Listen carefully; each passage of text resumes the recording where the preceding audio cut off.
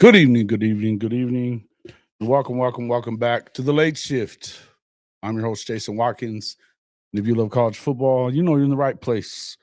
So before you forget, smash that red subscriber button, like our videos, and don't forget to ring the bell so you don't miss one moment of Hall of Fame college football. Folks, I am not going to look at the chat for a while. I may or may not catch up with it. I'm going to cook for a little bit. And yeah, that's what I'm going to do. Because I got to tell you, Friday's loss was definitely a microcosm of this entire season, which is to say, Oklahoma was one big clusterfuck. On the offensive side of the football, first it being snake bitten when it came to injuries along the offensive line, and especially in the receiver core. Second, you employed quite possibly the worst tandem of play callers in the history of major college football in Seth Luttrell and Joe John Finley.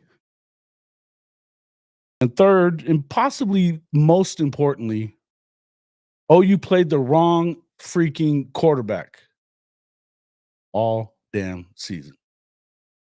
So much so that even otherwise smart football people that are in all these chats around Oklahoma, YouTube, watching all these shows, commenting brightly, have been saying all night how terrible Michael Hawkins was. Blaming him for the Sooners' loss to Navy. Some of you won't even dare to utter the words that maybe BV ain't the guy, but you will damn sure kill this kid who has shown that he's one of the few the only quarterback that was in the rotation this year that wasn't afraid to go downfield with the ball. But let me go back to item number 2, which is the major reason that I kind of sat here tonight really wondering whether or not Brent Venables is the right guy for this job or not. Whether or not he's going to survive 2025 and beyond that. And because the way I see it, BV actually had it right when he pulled the plug on a scared to death Jackson Arnold before halftime of the Tennessee game, following his third unforced, unnecessary turnover of the half. And it's in another situation that would have gotten Oklahoma, at the very least, into a tie with Tennessee. Because, at that point, he had known for a while, He had known for a while that Jackson won that guy. He knew it. He wasn't the QB for these Sooners, and Brent Venables knew it. After those 3 unforced turnovers, he needed to sit Arnold on the bench for the rest of the game. And judging by the way he played for the remainder of the season, once he came back in the South Carolina game, he should have sat him on the bench for the rest of the damn year. Because he never got any better. Yeah, I know they won the Alabama game. If you think that was because of Jackson Arnold, you need to pay attention more. You need to pay attention more.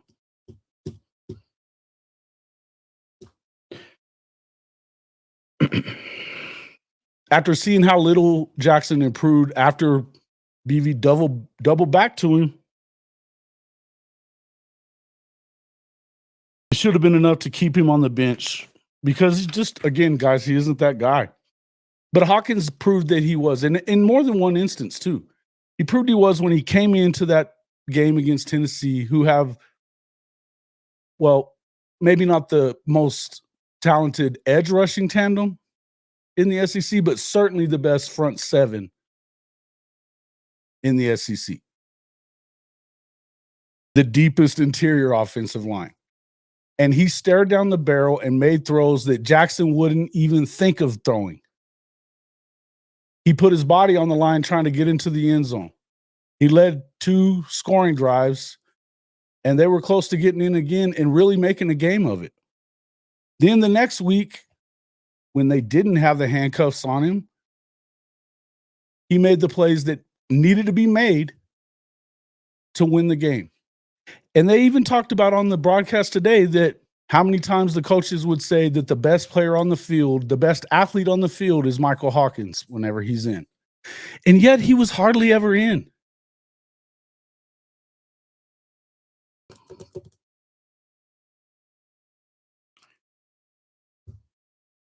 The Texas game came along, and it probably should have stopped there. Obviously, he didn't play great in that game. But if anybody here thinks that that was a great game plan by Seth Littrell, Joe John Finley, Brent Venables, whoever the hell you want to call, I got to know what you were watching. I was there. I saw it. You can blame that on Hawkins if you want to. It was an inept, completely inept game plan. And I mean, hell, I'm not the only one that's saying this for sure. South Carolina surely wasn't good. He had 3 turnovers. 2 of them were returned for touchdowns in the first 5 minutes of the game. They got down 21-0. But I got to ask you, how many of you folks thought it was a great idea to have everybody's favorite Bauer Sharp blocking Kyle Kennard and Dylan Stewart? How many thought that was a good idea and conducive for Hawkins or any quarterback to have success in that game?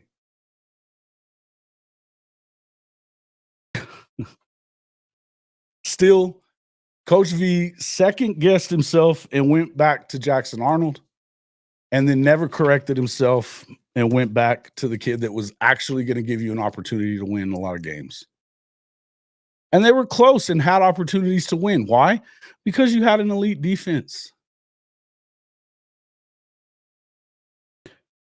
Arnold never worked up the nerve or the stones to even throw the football down the field, which is why we saw Deion Burks pleading with him and screaming at him on the sideline in Columbia to throw the effing football down the field. He wouldn't. Instead, he got Burks hurt again, throwing him into a wall, essentially over the middle, because he was able to make that throw, just not the one down the field. And that's why I question Brent Venables' ability to pull OU out of this hole and back among the nation's elite football programs, particularly in the SEC conference.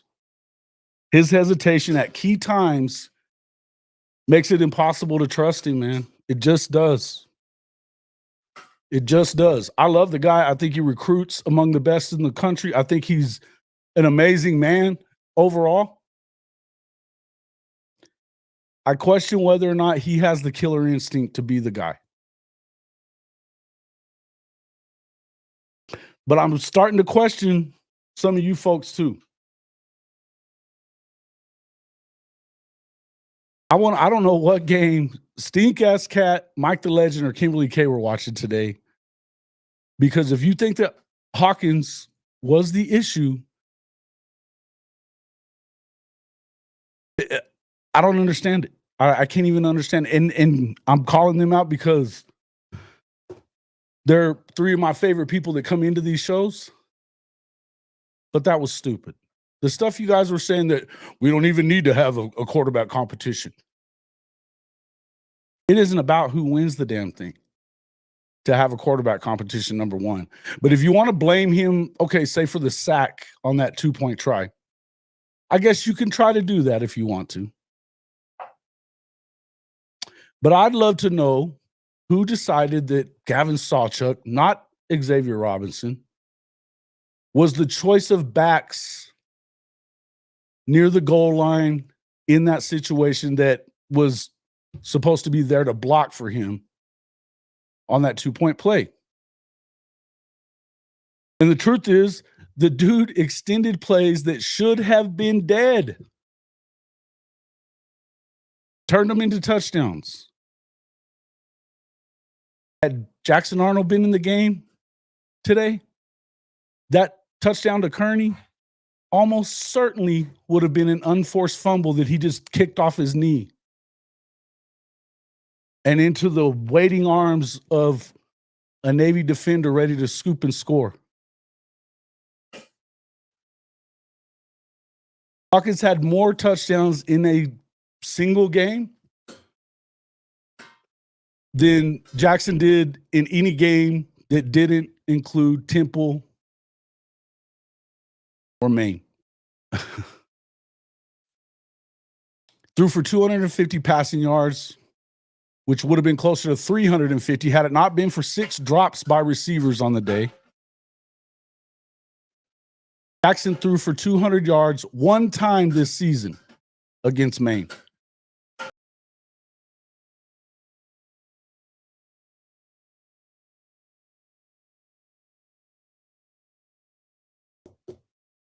One time this season against Maine. He also ran for 61 yards, and it would have been over 100 had it not been for a hold that didn't have to happen by Fabechi Wiwu. If you are blaming Michael Hawkins right now, wake up, people. Wake up. And your want for Mateer to be the savior of this football team is clouding a lot of people's judgment here. I'm going to say it's clouding a lot of your judgment here. Because you can't even see that this kid went out there and hung it on the line. He what was his final numbers? 28 of 43. 6 drops notwithstanding. Catch those footballs that are right in your hands. That makes him 34 of 43 instead. He probably would have been closer to 350 yards, as I said. 50-yard touchdown called off the board.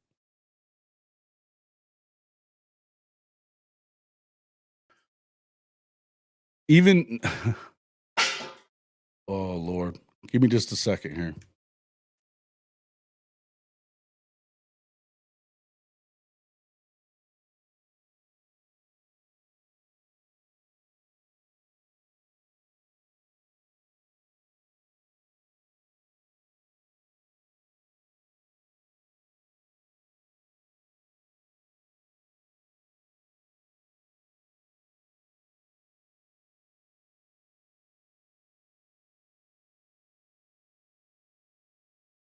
Sorry about that.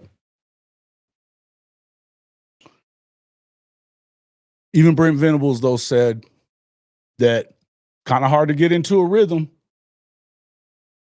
when you've got missed field goals, moving the football, but you drop a bunch of passes. I'd also question, why in the hell did you change the tempo up when the up tempo is working? You're just going right down the field. And yet, you struggle to stick with anything. And look, I don't expect Brent Venables to be an offensive genius. I don't. But he knows enough about football to get a little killer instinct about himself. He just does. And he's not doing it. Again, these are the reasons that I have questions. I don't understand it. I'm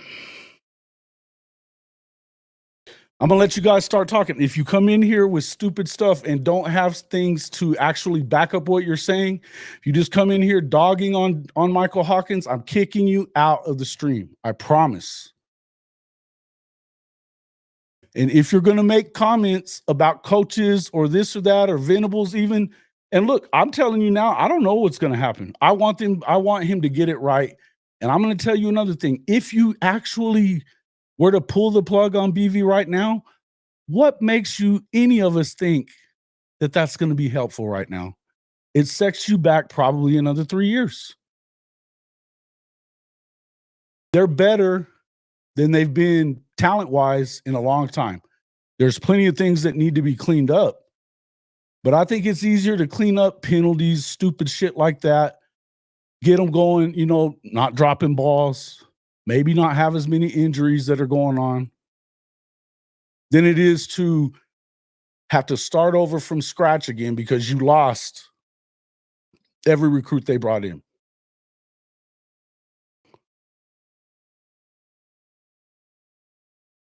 Another thing that I would bring up, and Purple Orca, you're the first one that I saw. Welcome to the show. 2 O-line groups. Why did you not see today? Let's just talk about today's game. I've got questions just like you do. Why are we not seeing Devon Mitchell at all? I know he had a tweet saying that he's been inconsistent. Shit. Who's been consistently worth a damn on this team? Coaches included. Why is Gavin Sawchuk getting the lion's share of carries when you asked Xavier Robinson to burn his red shirt essentially for one game? What made him not ready to go in and play today?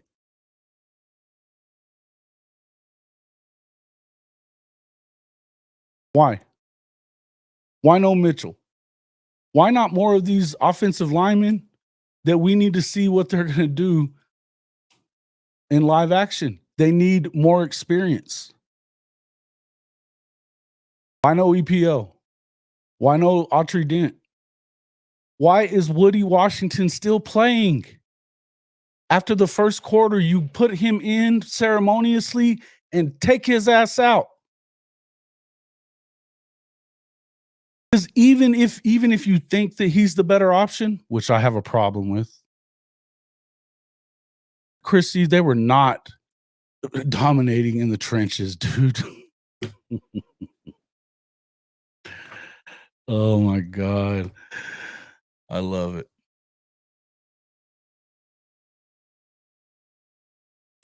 It doesn't make any sense. If you want to go win and that's the thing. Is it because we're more worried about being loyal to these kids who have been here than we are to winning? I don't know. Why has DeMarco's running back rotation been ridiculous for 2 years? I have no idea. Do I think that Joe John Finley's coming back? No, I don't. I don't.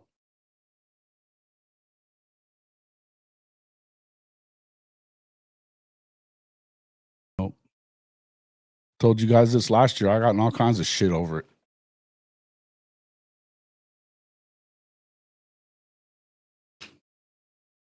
Hawkins was running around like Caleb. You know what I think that has a lot to do with, Chris, if this is what you're talking about, the offensive line stuff. It's not the offensive line stuff. As long as they aren't running that stupid RPO, which here's where I'm gonna go here. The biggest thing, and all you got, and there were so many of you guys that were telling me how stupid it was to think that you could install that offense in 15 practices of Ben Arbuckle's. Except there's only about 10 plays if you just run a base system, and you can have multiple looks for that play, but it's still just 10 plays.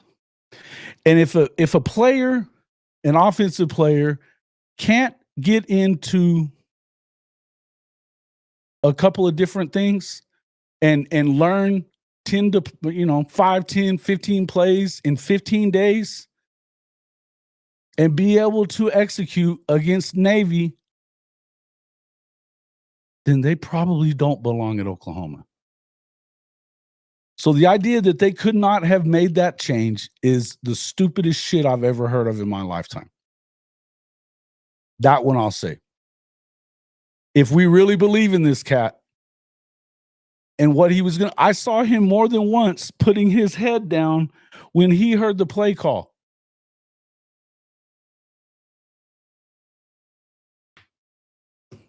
Yes, I think he should have been the fucking play caller.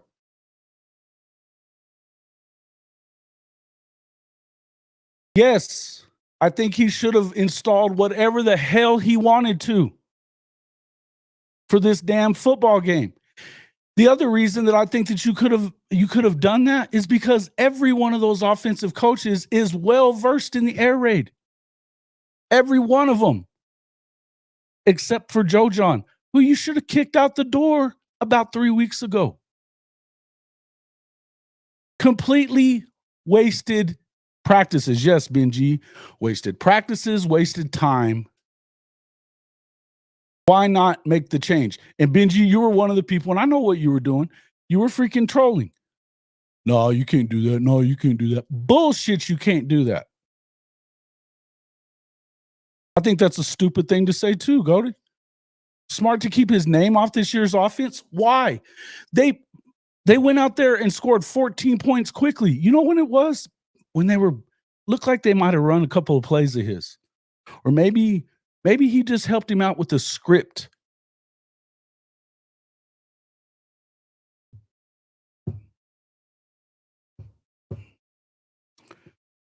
Once the script was over with, so was that fucking game plan. Unrealistic to give that to why is it tell me, you guys have got to stop saying little vague things to me and acting like I give a shit. Like unrealistic to give that to Arbuckle. What does that even mean? What does that even mean? Yes, you can. Yes, you can. You can change the offense. You can change, dude. Come on, man. What is the risk here? They suck on offense. They've sucked on offense all year. It's the worst offense in the history of Oklahoma football. What is the problem with making the change? 5, 10 plays and running it different, hey, Trap House, you're an air raid guy. How many plays do you have in your playbook that you stick with all the time? 5, 6, 10?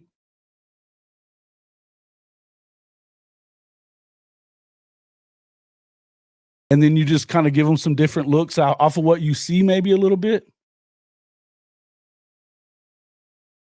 In any event, even if it didn't fucking work, it didn't work what you did either. Benji, I'm going to kick your ass right the fuck out of here. Believe this. There will be zero, and I do mean zero. There will be zero strays for Michael Hawkins in this damn stream. Understand that. Zero.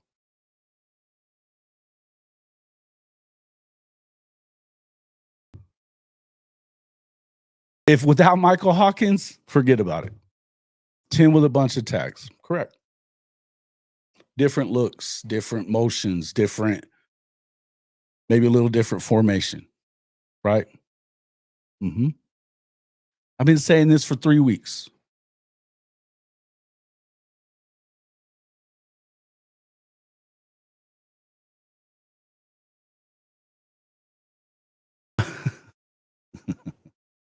All BS, huh? Yeah, okay.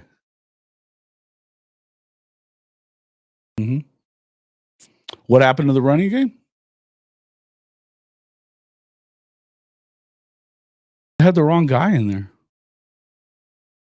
For some reason, we went back to a guy that hadn't done shit all year. Gavin Sawchuk. 16 carries, doesn't even get to 100 yards.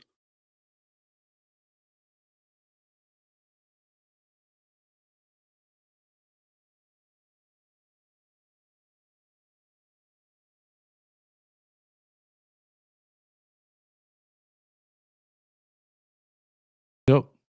So yeah, and that's why I'm saying do not go after Michael Hawkins because you had 6 drop passes. He would have had he would have had 350 yards. They didn't sniff that all year. The only time that Jackson went over 200 yards was against Maine, where he was able to throw it down the field. He could make himself throw it down the field and have a pair of balls.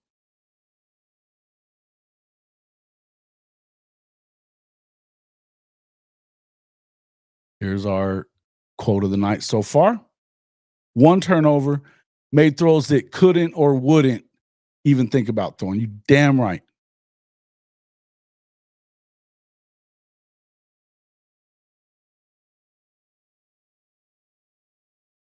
I don't care about that, legend. I don't care about that because I don't buy it either. I don't buy what you're telling me. Coming in there saying that shit. We don't even need to have a competition. It doesn't have a damn thing to do with who is the starter. That's never what I've said. I've said every time we've had this conversation, I've said it the exact same way. The exact same way. Yeah, why did they have? Oh yeah, why did he have 11 passing attempts against Alabama? Because they knew the son of a bitch couldn't throw the football.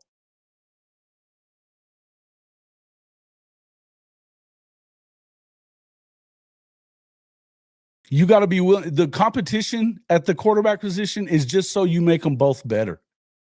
Because guess what? John Mateer may be good. May be the guy. He very well may be the guy. But guess what? He walks out there and on play one breaks his freaking kneecap. Then what? Then all the bullshit that everybody's saying about he's not ready. He's not ready. You better hope you were wrong.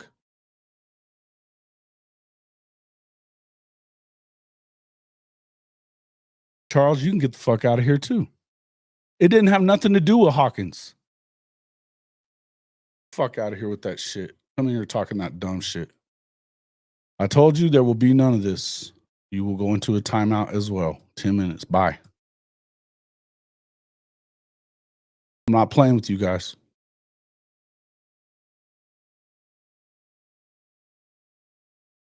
I'm not saying that we don't want material. I'm saying that you want the best dudes in the room possible so that you have absolute competition and iron sharpening iron in there.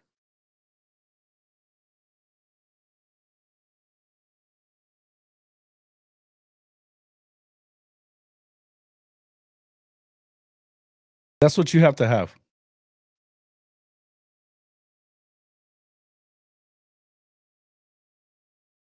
And I don't care. I don't care if he doesn't win it. And matter of fact, it may not hurt anything if he didn't, because he probably gets his red shirt back. If nothing goes wrong and you don't have to pull him in, perfect. He gets a red shirt back and you get to have him for a couple of years. You end up loading that damn room up for the next 4 or 5 years. That's a great situation to be in.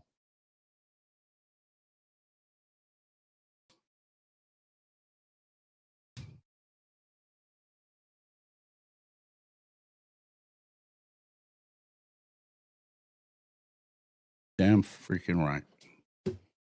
Exactly, Sunrace. Exactly.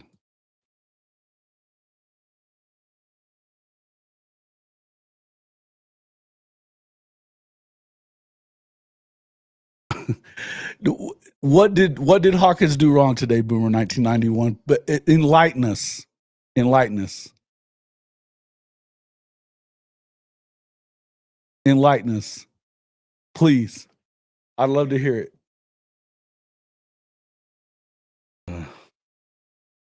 it.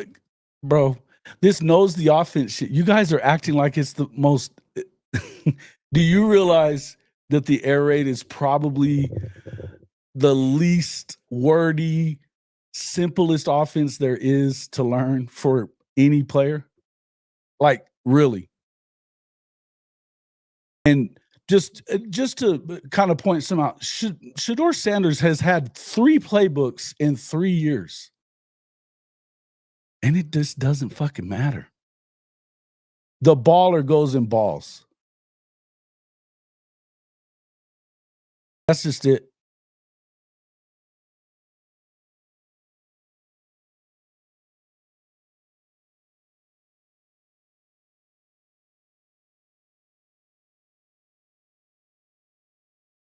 He knows the offense. Nope, and we're not going there either. This recruiting FCS talent right now, or who are we talking about? Are you talking about Giovanni Gibson? He wouldn't have been an FCS player. He got himself in some trouble in high school, or else he's already in the SEC. He had to work his way back to it. and he had production everywhere he's been, and he's a monster. You guys are so freaking hung up on stars and everything else. And the truth of it is, all these different excuses that I see people make all the time, or yelling about this and yelling about that. You're grasping for every little freaking straw you possibly can as to what's wrong with this football team.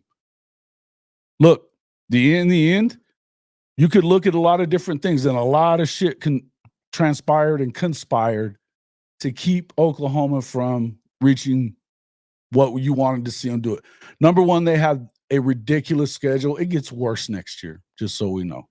Stars do not matter, Sooner Cowboys. They do not fucking matter. And you can leave too. Not having it.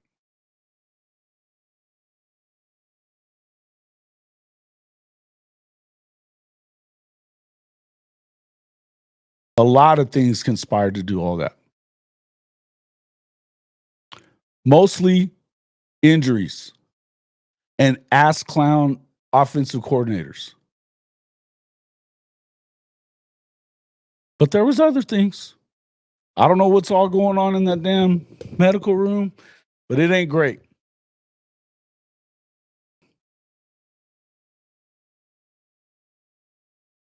Talented guys fall through the cracks all the time. I'm not telling you that a 5-star isn't great, but it ain't that hard to identify those dudes. And guess what? There's 32 of them, Sooner Cowboys. 32.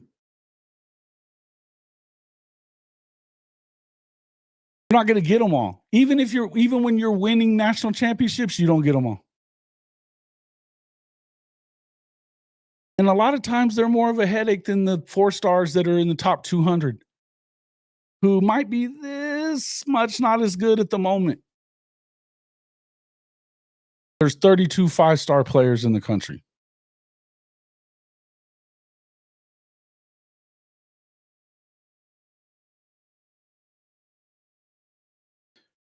Yeah, he's a lot better at doing that in the Mountain West Conference. I was about to say the big something, but it's the Mountain West. I was thinking of the Big West. I go back that far. Look, I think Mateer may be the guy. All I care about is that they have an actual, just have an actual competition. That's all I care about. Let him go out there and fight him for the job. If he doesn't win it, fine.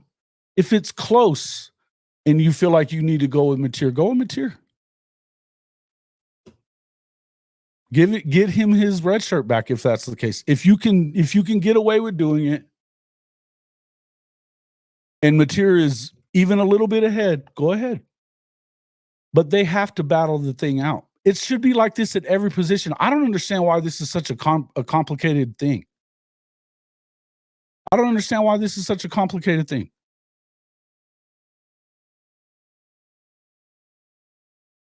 You don't know shit, Benji.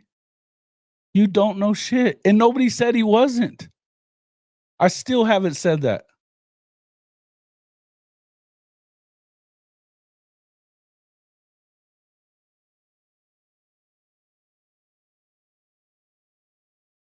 Everything has to be earned. No, and you know what, Goated? That's not true. They had to pay Hawk to keep him here too. It's not that. I'm going to tell you now, in this era of college football, if you don't think that you better be paying the hell out of multiple quarterbacks, you just don't know how to win. You're not paying attention to what has to happen. No, you do not. Not at the quarterback position. That's the one position that you better have a guy that's damn near as good or better maybe every year. You're going to tell me that you believe that they're going to get Jaden, what's his name, from California next year without dropping a bag on him? They're not. They're not. Quarterback is a different deal. It's a different deal.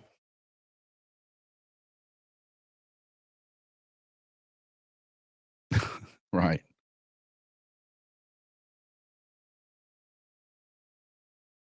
All I want to ask you guys is, did you not realize that what you saw out of Hawkins today was so much better than everything that Jackson Arnold did the entire damn year?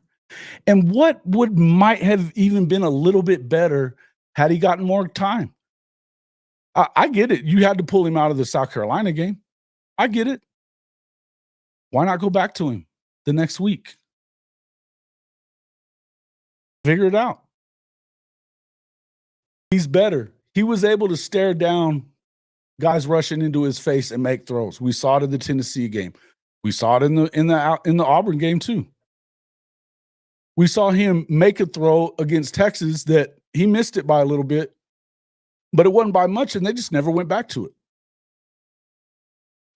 By the time the second quarter rolled around, they knew they weren't going to do anything with the ball. It was going to be run or nothing. Absolutely the best. It's not even kind of close. The play that he made, holy shit, the play that he made hitting Zion Kearney down the sideline. Jackson would have literally kicked that ball off his knee without getting hit. It would have killed him.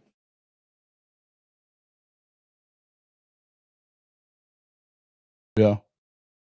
Oh, I definitely believe that he should have stayed on the bench. I think he's terrible. I literally, I think that, look, I was high on Jackson Arnold just like everybody else was from Oklahoma, and I'm off him. I had enough. I tried to take up for him for the first 4 or 5 weeks. What I saw in that Tennessee game let me know he had no business being out there. None. You guys can sit here and say all you want to say about who's going to start and why and what you believe and all that shit. All that is 8 months away. And he's going to get better in the 8 months too.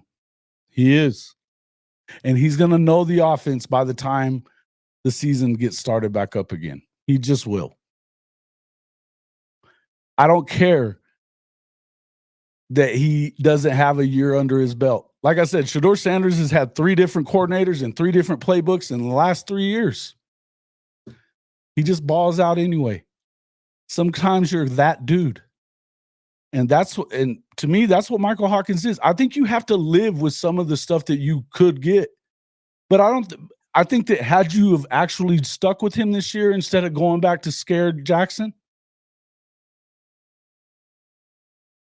then what? Maybe he works a lot of that shit out of his system when he gets a little bit of Kevin Johns working with him.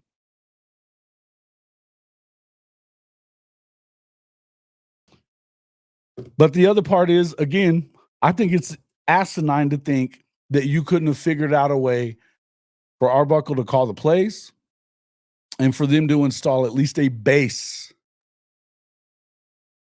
of the offense he wants to run. And even just game plan for this team. Just do that and let him go out there and call it. He's supposed to be your guy. He should have been able to do it. We know Joe John is not the guy. What did you have to lose? You lost anyway. What did you have to lose? Why go for 2? Why not? You're gonna have to make a stand at some point anyway.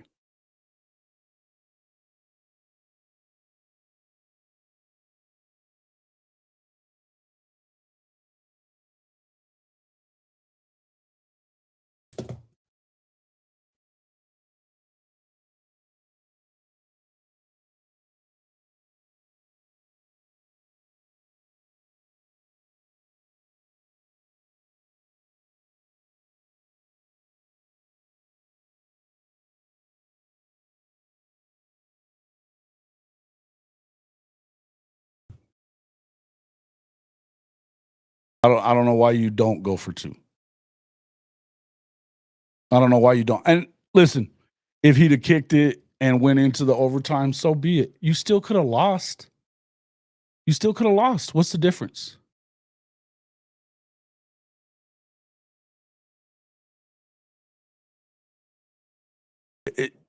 You're prolonging it.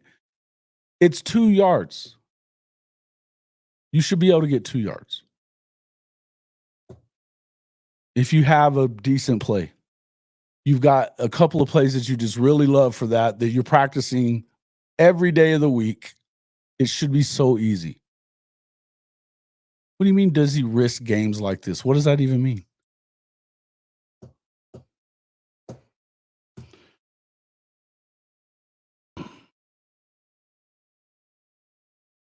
I don't understand why Devon Mitchell isn't getting time either. I think that it got to a point that it got to a point this season that it became about developing the kids for next year. That's it. Boom. I like it.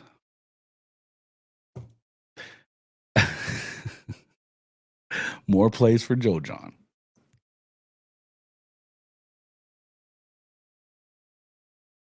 Well, thank you, Sheila. My thing on 2-pointer, we had been stuffed on short yardage. Okay, why is that? They got stuffed on short yardage. Goated. Okay. Trap, are you in here still, Big Trap? I have a question. They got stuffed on short yardage on 4th and 1 twice. The rest of the day, the middle of the field was pretty easy for them. You know why? Because they were just running straight to a hole, not trying to run the freaking counter tray. It takes a long time to develop. And on a 4th and 1 play, you're going to have everybody crashing the A gap. So, yeah, no, it wasn't great. It wasn't a great call.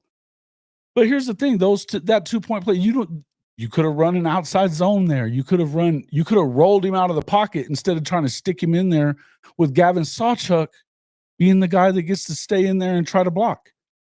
When you've got a 240-pound monster with a bad attitude, freshman kid that loves shit like that. That's dumb. Roll him out, throw it to the back of the end zone. It's not that hard. Words can't express how much you hate the term meaningless bowl game. Well, what does it mean if they win it versus if they lose it? And if you say anything about 7-6, I could give a shit. I don't care. I understand what people are all wound up about, but these bowl games don't mean shit. They don't. They're worth 15 practices, which they did waste them.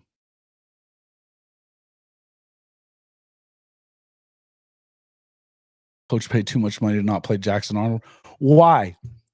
Tell me why. You're talking about fucking money that you didn't spend, Jade Fox. You didn't spend that dollar.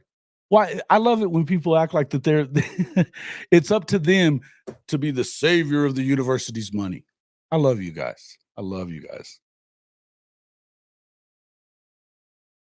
You played him because of the money, and look what that got you. Shit. And he's gone.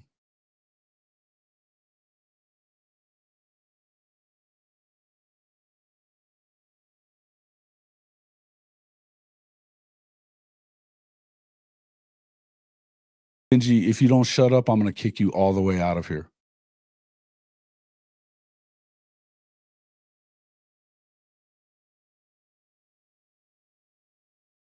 Oh, so Shonsky, all you guys that are screaming and crying about money and greed ruined it all, stop doing that with the players. The greed has always been there. The money's always been there. It's just never been shared with the players. Knock the shit off. They deserve the money. Every dollar. And they have not made a single rule. They just play by them. Stop it. And guess what? No matter how much you like it, doesn't matter. Doesn't matter.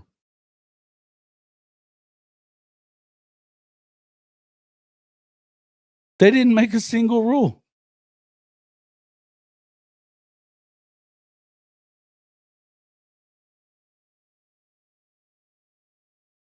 I don't understand why we put this off on players like that. And they've always getting paid. They've always been getting paid too. That was the other thing. At least now it's out in the open. And again, it wouldn't be as screwy as it is with all the NIL stuff if they'd have tried to get out in front of it. Hell, the Ed O'Bannon freaking case was going on for. Do you know how long the Ed O'Bannon case was on the books before they ever had to like settle it out? And the only reason they really had to at that point was because the Supreme Court justice came down there and said, "Hey, I'm about to nuke you on your labor practices," because they are labor practices. So what did they do? They threw NIL at it with nothing, no, I hate the word guardrails, but I'll use them. Guardrails, no guidelines whatsoever as to how it should be instituted. Just chuck it there.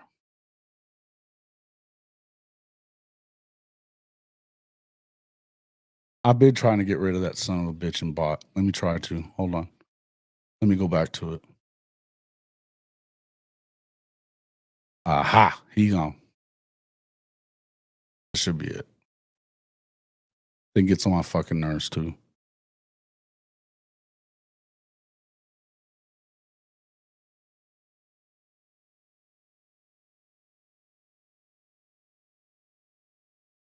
I'd rather overpay coaches than players. Yeah. There's Benji. He's there. He's just maybe on the other channel. Pain in the ass.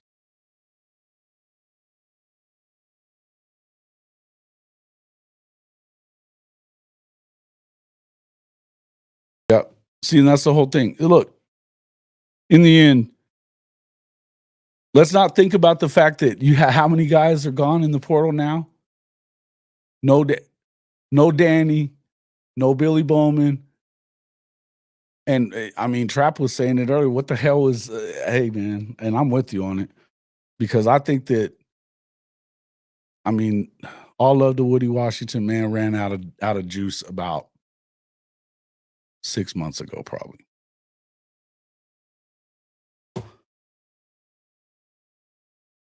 He just did. At some point,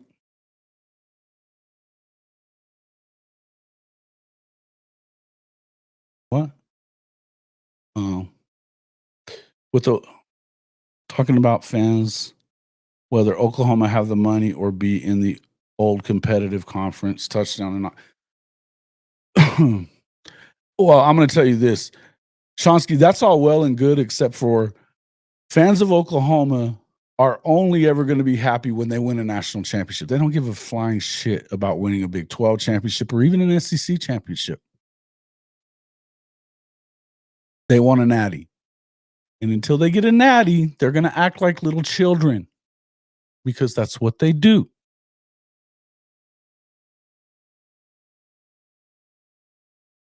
It's just a fact. The Hall of Fame Sooners channel, I just don't do that much with it, but I do run a lot of these Oklahoma live streams on it as well. But nobody really, I don't have a ton of subscribers there. But you're welcome to go subscribe there. It's HOF Sooners. Coaching is a bigger problem than money. Well, sure. There's a lot going on. I mean, a lot of this is being, you realize that a lot of this stuff doesn't have a damn thing to do with Brent Venables. It'd be one thing that you're having to learn to be a head coach, and then, but you got to, now you're learning NIL, and now you're learning the portal and all that stuff. And I'm not saying that he's doing great, because there's a lot of things I think he does really well on. There's a lot of things I don't think he does worth the shit on. And I love Brent Venables. I'm a fan. I want him to succeed. I think that there's a reason he's beloved by his players, and they win everywhere else he's at. And listen, if you give him the right amount of time, I think he wins here too.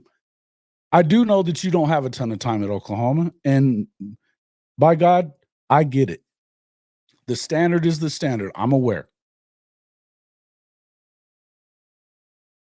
And the standard will always be the standard. I'm aware. But the truth is, I mean, I heard Texas guys on the national media, by the way, saying it's not right to expect these guys to get it done in 3 years. How much different could it look for him if you were, say, in the Big 12 this last year? Look, think about last year for Texas. They weren't all the way there.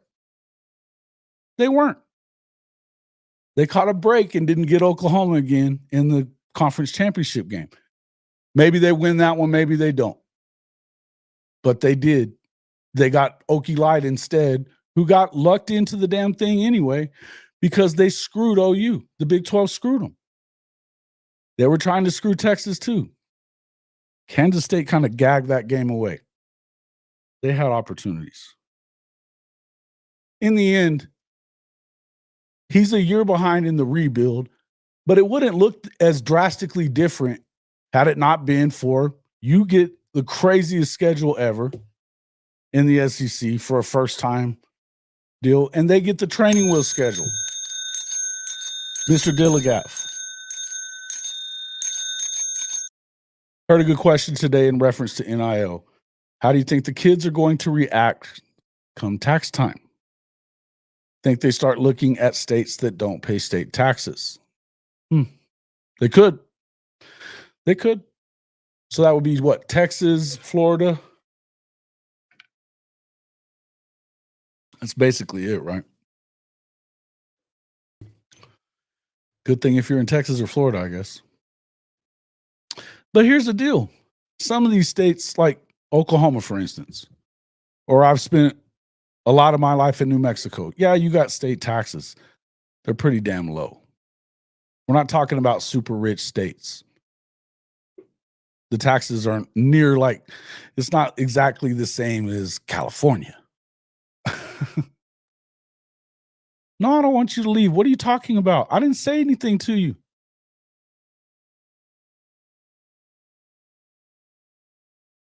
Property taxes get you, though. Yeah, I get that. But no income taxes. And that's what the kids care about. They're not going to buy a house.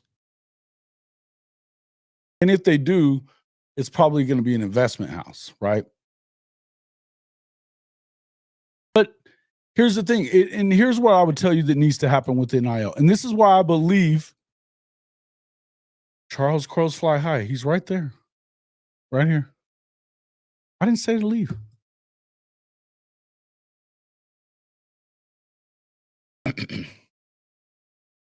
Here's the thing about this NIL stuff and the taxes and things like that. I think that's an issue. I think that's an issue in the NFL. I think that you dump millions of dollars in the laps of kids that don't have shit or know anything and came from nothing, and you don't give them any kind of, and they have to be willing to listen. But if you don't give them any kind of guidance, then you're asking for trouble, right? And not everybody, Oklahoma State taxes ain't nothing compared to PA, correct? Or New Jersey or anything on the East Coast around the up Northeast. Whew, it's crazy shit. When I first got to New Jersey in the military, that was late 95. Oh, bro. A 1-bedroom apartment was like $800 in New Jersey. For the love of God. No, I told you not to come in here talking shit about Charles. I told everybody, do not come in here talking shit about Michael Hawkins. And you're doing it just to do it. Stop being a pain in the ass. I told you I wasn't putting up with it. You know what, guys? It's my birthday today, and I'm in here putting up with y'all shit. Damn. Pays the property taxes to the landlord. I get that. I agree with you. But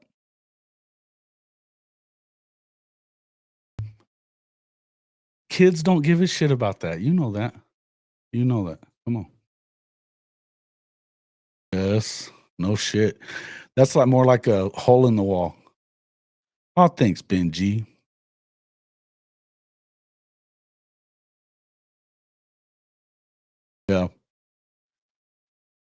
I had a buddy who was in our unit, and his family was from Staten Island in New York, right? And for whatever reason, he decided that he was gonna get a place with his girlfriend in New York. It was a fucking 1 bedroom. The shitter was like in the corner. It was nutty. And they were paying like $2,000 a month. This is 97-ish. Wild. So you know what you were doing, Sooner Cowboys. Don't start. You know what you were doing. Thank you. Yeah, I was okay. Thank you.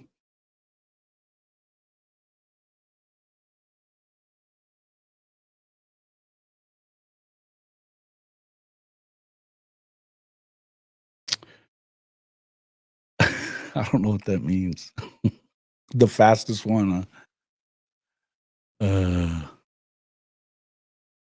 look a day over 45. Oh, thanks. Who said I was a day over 45?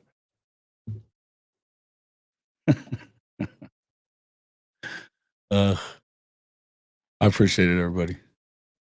Let's see. Thank you, Jimmy. Thank you. Thank all you guys.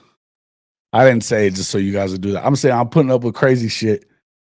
And it's my birthday. Hey, look, and it sucks watching Oklahoma lose. I'm with you guys on that. Just so we all understand each other. I can't fucking stand it. I cannot. I hate it. I hated every second of it. I cannot stand to watch this ineptness on offense. Charles, you're being super high maintenance tonight, bro. Super high maintenance. Relax. I put you out for a couple of minutes because I told you not to fuck with Michael Hawkins, and you did it anyway. I hold everybody to a standard here, and you know that. And nobody's going to come in here talking shit about him and not have an actual reason to say something. What did he do wrong today? Did my gun come in? No. I got guns, though. It's just one that I wanted. The committee being formed to track NIL, how many players actually getting these huge deals? Are the committee being formed to track? Yeah. I mean, I think that's going to be a state to state deal, and however that works out. The thing about NIL deals is that it's people. I think a lot of people forget that what NIL really is endorsement stuff. In the NFL, it has zero to do with it, right? Thank you, sir.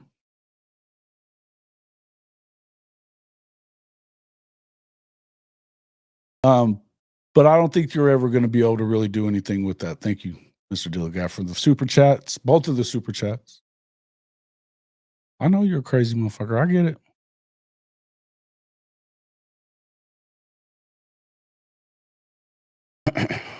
You know, last season was the team with the best chance to make the CFP.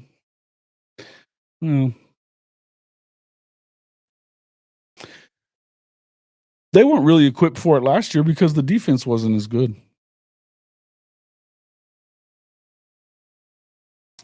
See, look what happens there. You better either say what he sucked at or just walk on out. Just go on yourself because I don't want to hear your shit, Charles. And I don't have to put up with your shit. This is my show. You don't like it? Get the fuck on.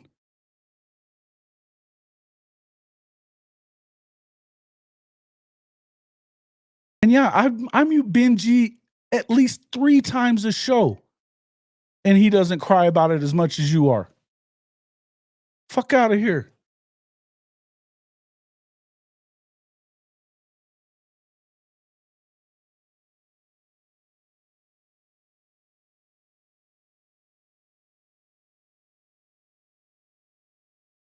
Starting to get on my damn nerves. Thank you, Sheila. Appreciate it. Thank you for the super chat.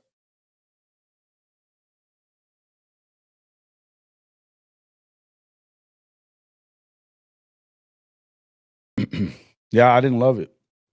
It was weird that happened. Longest one in the history of Oklahoma or of Navy football, I guess, huh? That sucked.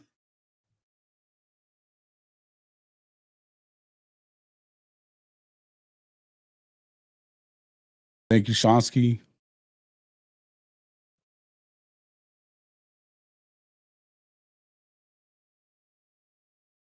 Nobody said I was. I am a day over 40, just a day or two, though.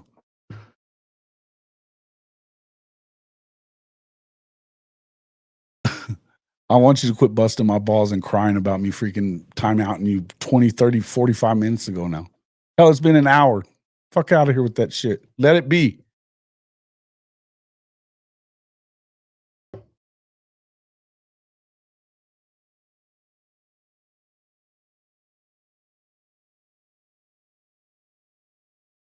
Yeah.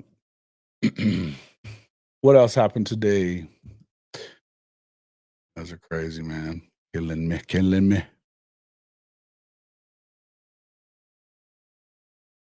Chauncey, you asked earlier on one of the other shows if we're happy about being in the SEC. I think most people are. Because as I said earlier, nobody gives a shit about necessarily winning a conference championship per se, right? It's cool if you do. But the only important thing to an Oklahoma fan, and really to any fan of a blue blood, is to win the natty.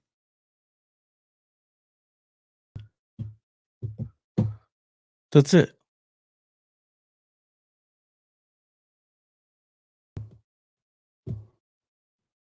So the Cowboys are the biggest wine bag ever, too, when it comes to shit like that.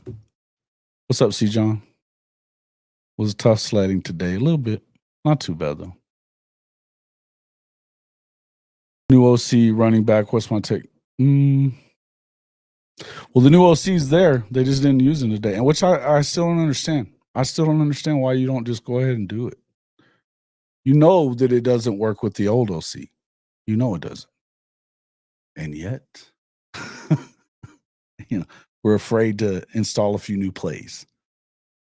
Let him run the script. Thanks, man. Appreciate it.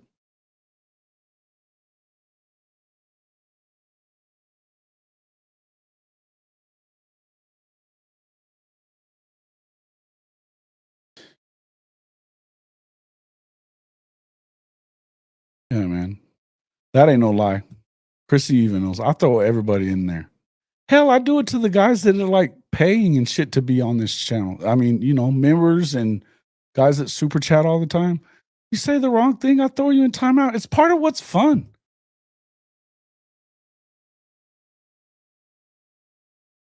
People that are negative and voicing their opinion are the same ones that can't pay their own bills. I mean, I make up for it with other stuff. Are you not entertained? Are you not entertained? I like this one.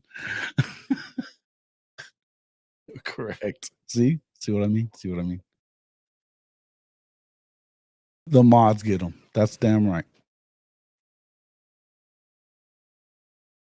You can take it personal if you want to. I don't give a shit.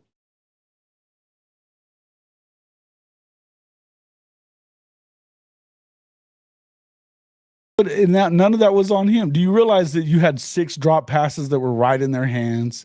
See, you come in here and you're going to say stuff like that, but you don't ever try to back it up. And you should, of all people, should know that if you come in running your mouth and saying silly shit like, "Oh, they suck," okay, tell me why. I expect this audience to be smarter than that. I do. I expect you to back up your comment with something that matters.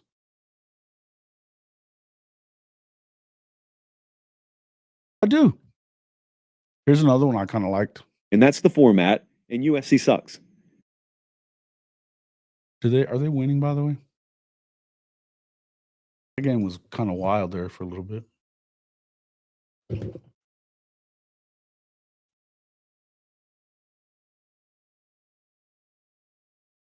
24-21 with 10 minutes left.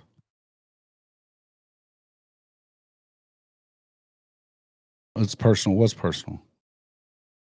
It's not personal. It's not personal. Don't come in here expecting it to. Don't think that you're going to get away with shit that nobody else gets away with. Because I don't play that shit. Y'all know better. Come on.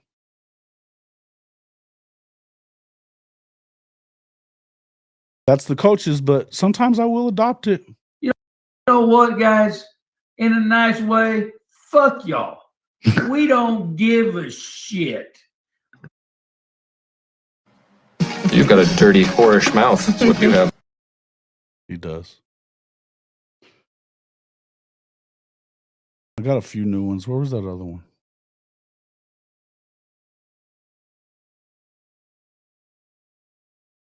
This one's still pretty good. People that are negative and voicing their opinion are the same ones that can't pay their own bills. Mm-hmm. And call your team trash, because that's what they are, trash. That dude's a trip. Have you guys ever watched him? I think I'd do stuff to piss people off. Woo! Right. I know. I'm with you on that. Oh, you didn't tell me. You told me where did he not have poise, though? He played with poise. They dropped footballs at times that he was making plays. What did he do wrong? Because you still hadn't said that yet. If we're going to do this, we can do that. But you have to at least be able to come in here and give me a reason why you're saying he sucks when you know he doesn't suck. You guys know that shit. If you're doing it, you're either doing it to troll me, which I can agree. You know what? If you'll admit that that's what you're doing, I can at least respect that shit. But if you're doing it just and saying shit like that and not backing up what you're saying, then I have to call you a casual.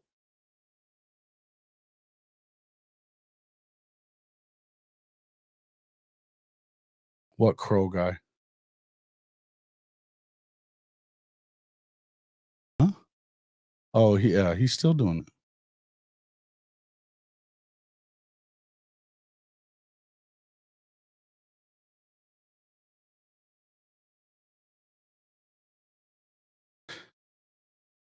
Well, they were in his face pretty damn quick, and you did realize that Sawchuck just whiffed on both those dudes that were coming at him. Kind of makes me wonder why you wouldn't just have X-Rob in at that moment. Somebody said something about a pitch count in here. For what? He barely played all year. Okay. Well, I'm telling you, then you have to have a reason why you're busting balls on this kid when he's done nothing but come in and ball out. I mean, Jackson Arnold proved to be yellow, for a term that people love. Yellow. Scared shitless of how many times have I told you guys this? When it comes down, Oklahoma quarterbacks that are the shit, they get better when the play breaks down. Jackson just breaks down with it. That's a fact. And I don't care about saying it anymore. He's gone. And he went to a little brother school. What a fucking move was that? Hey, it's not going to get better for old Jackson. Not going to get better. What's up there, dude?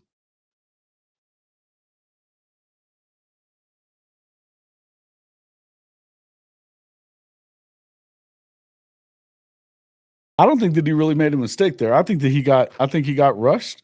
I think it was a bad play call. I think you roll him out of the pocket there, you don't have to worry about that shit. They were and here's the other thing.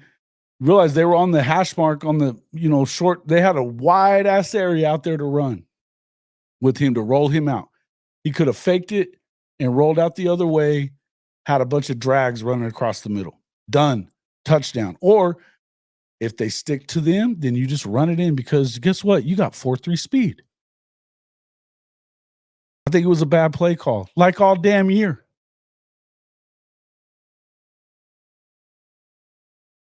The dude was a baller, straight up. He came in. They wouldn't even have been in the game had it not been for him. What do you think Jackson Arnold was afraid to throw the ball? What are we talking about? Fuck out of here. Now, Sooner Cowboys. There was times that Jackson was just doing that shit and nobody was around. Mr. Happy Feet.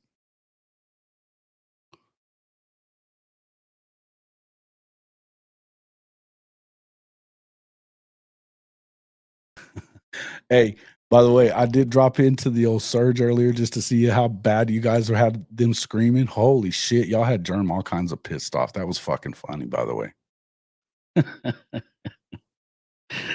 Oh man. Who's that guy that had him all kinds of pissed off? I don't know who he is. I've never seen him. It was hilarious.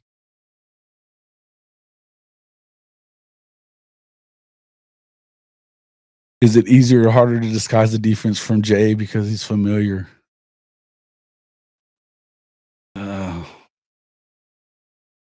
He never got it this year. he never was able to get out of his own way. That remember the entire fall, how freaked out everybody was because he was throwing interceptions and not touchdowns, turning the ball over. He sucks. Truth is, they were right. And Gabe was right when he said that Hawkins was the better guy for the job, without saying it in so many words. But he did say that he looked better than Caleb Williams looked at the same time of his freshman year. We knew how that one turned out.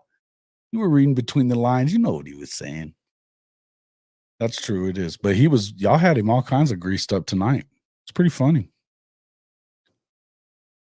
I only stayed for a couple of minutes because I can only handle so much of that. But he was not. Yeah, listen, it is what it is.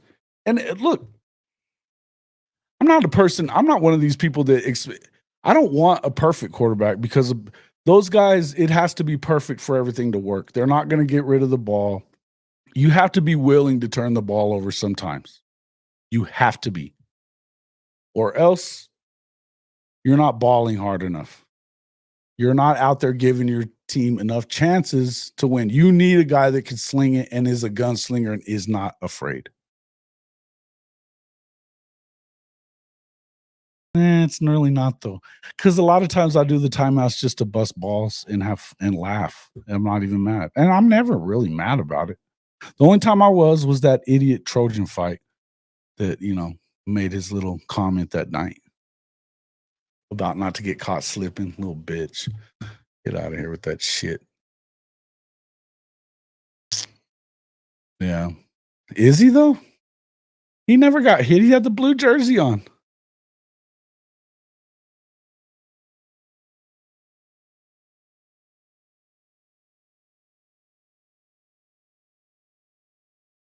They should have never not played the dude, man. They should have never not played the dude. But thanks, Russell.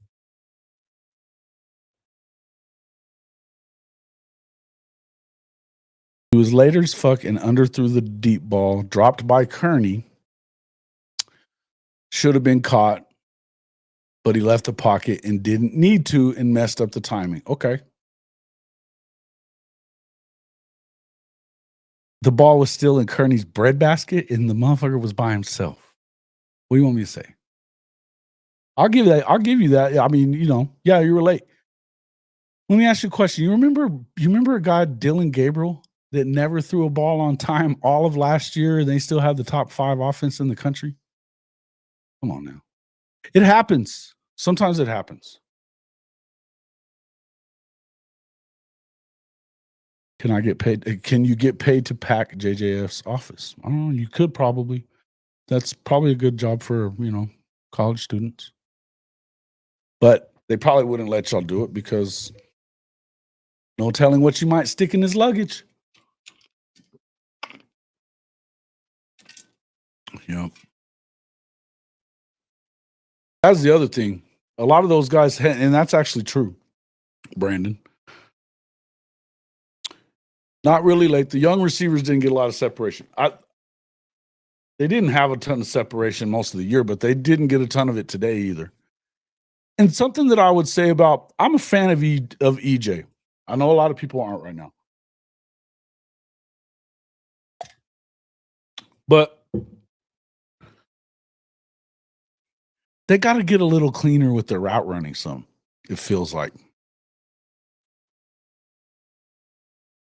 I'd like to see that. Although I will say a lot of it has to do with just youth. Here's the other thing, another positive today, Ivan Carry-On. Imagine that. He gets in the game and makes some damn plays. Big old dude, right? Oh, 27-24, 28-24. Damn it. That's enough time to roll down there and win the game at the end, though. I hate like having to cheer for fucking Aggie. That's tough. But I'll do it today.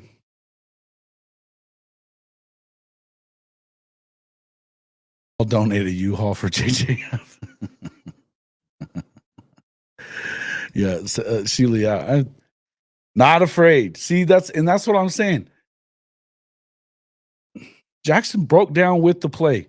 If it wasn't perfect, he wasn't good. Why did they win with him playing quarterback at Alabama? That's an easy one.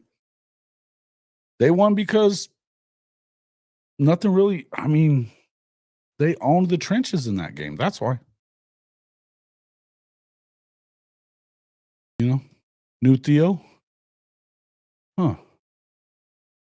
I don't know what you're saying. Are you saying something nice about him, or is this like, you know, kind of a left-handed dig? Because Theo's not really somebody that everybody loves. Him blocking. He's a big kid. He ought to be able to block. Shout out to Ivan Carry-On and his. I got to meet his parents at the Red River game. Super cool people. Super cool people. Glad to still see him around. Arkansas, Texas Tech. Yeah, Arky got him. Arky got him. Texas Tech is bad. I think Joey McGuire's probably on his last year.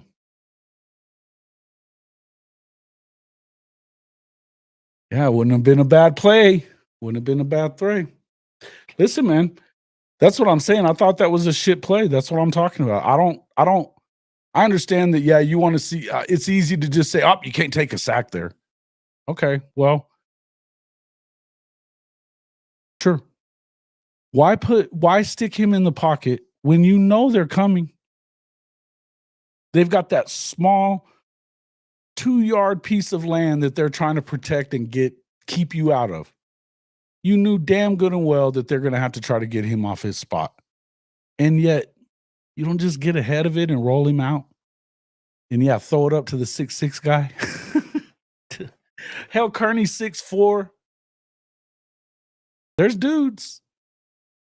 Could have went, hey, here's another one you could have. You know what's crazy? Caden Helms played a lot today. Didn't get a ball thrown his way. You just got done throwing the ball to Roberts for the touchdown.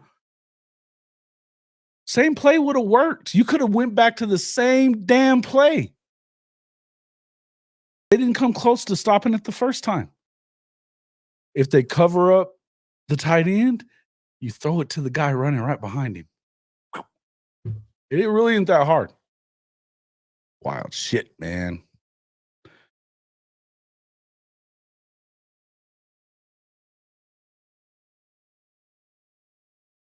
Yeah, for sure. Okay. I got it. Morokoye would have been good. And again, this is where I'm with you guys on this part. To me, I feel like the season was lost a long time ago, man. It really was. I know people wanted them to get to 7-6 instead of being 6-7. I understand that. I'm not even arguing with you about it. I don't really care. Yeah, he got one catch. Oh, good. I didn't even notice it. I didn't even notice it. That's wild. I watched it twice today. Only parts of it, though, the second time. I was really pissed off about it. But, yeah, I'm watching here.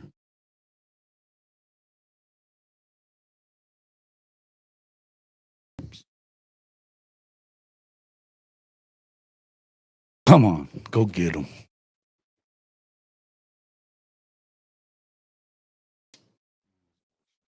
Okay. You think they're going to get it here? 6'6" guy behind him. Yeah, they could have done that too. Exactly. Or they could have even thrown it to the little dude like Zion Reagan's. He's easy to lose those guys, right? Especially running behind the trees and stuff like that, or in front of the trees. I mean, again, this is not, and the thing about the air raid, you guys are all worried. The people that are like, no way you would do that. No way. It's the easiest fucking offense in the world. It is. It's like 2 words in every play. Or sometimes 1 gap. Silly shit like that. It's wild. You don't have these, paragraph long play calls that takes them a half a minute to get out. Yeah, man.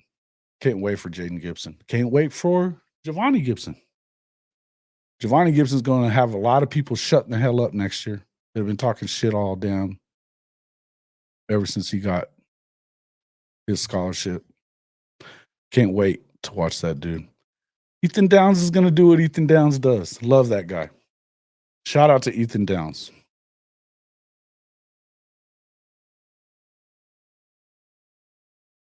He gets no hate from me.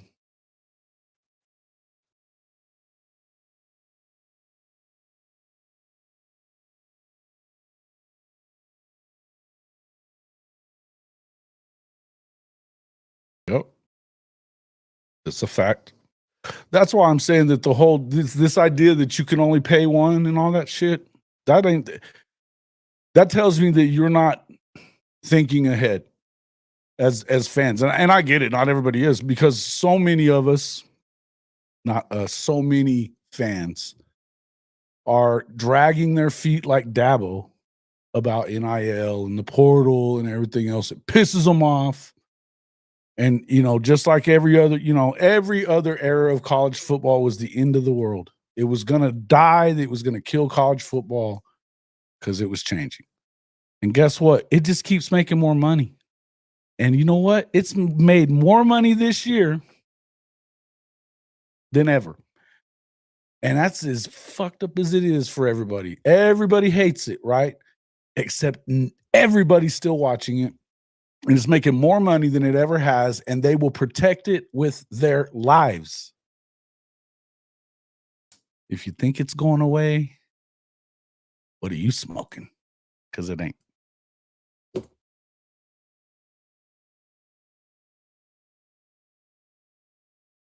Well, that's it, Dilligaff. That's it.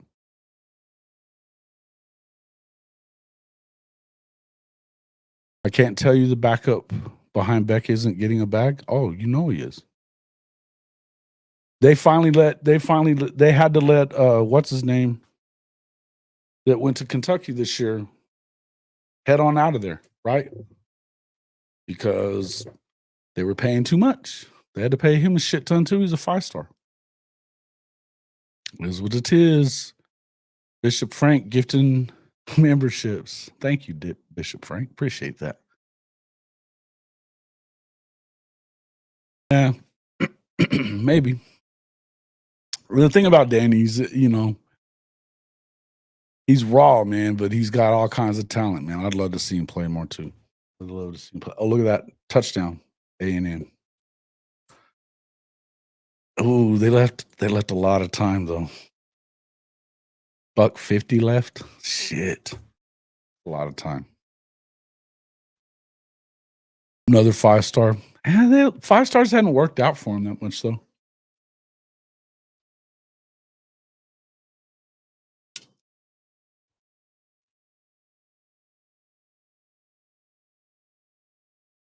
I'll stop with the BB shit. Not hearing it, but not hearing it. He has not failed. This idea that you're supposed to hit on the portal guys, and particularly when you're talking about the trenches, the offensive or defensive line, those are the fewest dudes that get out. if they're worth a shit, they do everything in their possible that they possibly can to keep them in. You have to be willing to just completely tamper and go as far off there as you possibly can. And I'll tell you, Marcus Dent was talking about this. I've actually heard this from a lot of people. And if you think about I think it was me and Bishop were talking about this earlier. Spencer Brown, for all the shit everybody was talking about him early in the year, can't even put him in. I don't want to see his ass anymore. He was the highest graded offensive lineman at OU for the last 6 weeks.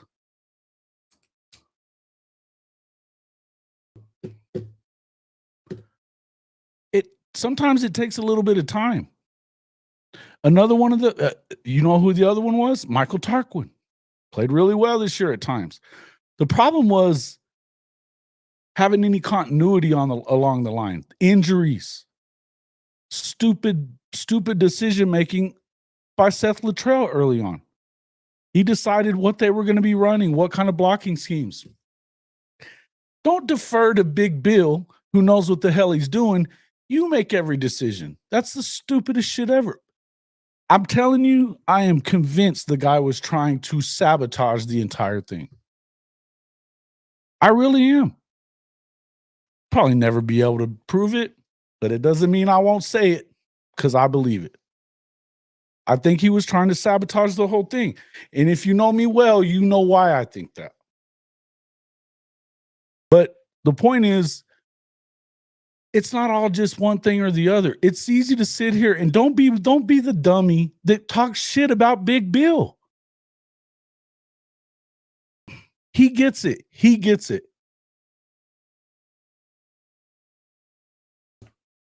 Like that idiot opinion guy. Who is that idiot?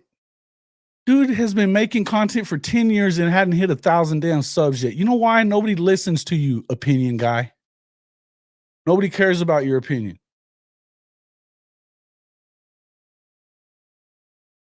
Dumbass trying to call me out on freaking Twitter today. That's why I brought him up. I don't even care about the dude. But it was weird. He starts coming at me saying that I'm saying that you have to start Hawkins over Mateer. That's never what I said. I said there needs to be a competition. And I said, like they've been saying a lot this week, by the way, that Hawkins wasn't just going to step aside because he ain't. You know why? Because he's a baller and he ain't scared. The competition got to Jackson early and it stayed in his head. I believe that. Who was sabotaging?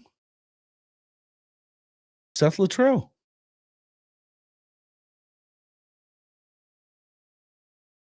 Seth Luttrell. You guys, I know you have to have heard about the stories leading up to the Tennessee on a Friday that Big Bill and DeMarco are arguing about what the blocking scheme is supposed to be for the game tomorrow. Seems there was a misunderstanding. You know why? Because Seth had forgot to tell everybody. They didn't have meetings, apparently.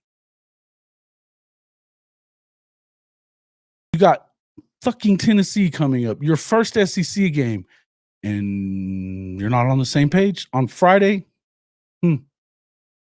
Seems like they're ready to me. Come on, guys. I know a lot of people think that Josh would never come back. I think Josh is dying to come back to Oklahoma.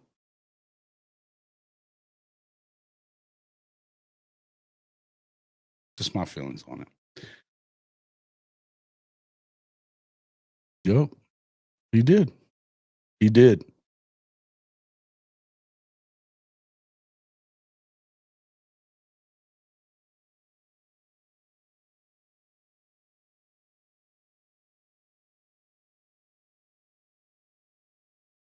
It's never going to happen. Do you know what NIL is before we get into this conversation? Do you know what NIL is supposed to be? Is what I should ask you. Because there is a cap on this revenue share, which will start next year, by the way. There's a cap on that. But the way the big boys get around it is NIL. This is where the separation starts, is now. Because now you have to pay $20 million out to Oklahoma and Texas and Alabama and A&M and all these SEC schools and Big Ten schools that are getting $75 to $100 million a year in revenue on top of everything else they already made. Plus, they got big boosters. As I said, somebody like a K-State or a Tech or something like that. Yeah, Tech can dump a bag here and there.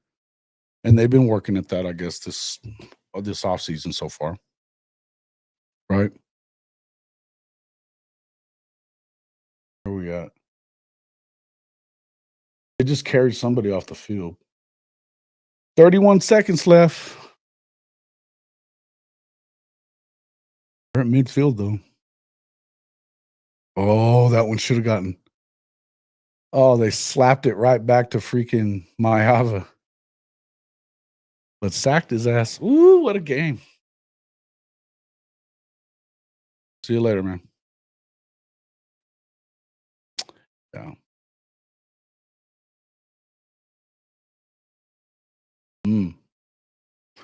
Please do. Say whatever you'd like.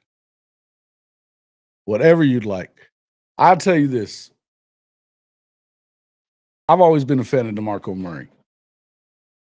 I find it harder to be a fan for him every time I watch a football game like this one today. And you know what? Look, Gavin didn't even play that bad. But he wasn't the right guy to be in there. How does Taylor Tatum only get 3 carries? And X-Rob only gets, what did he get, 6? 6 carries, I believe. Overthrown. 3rd and 13.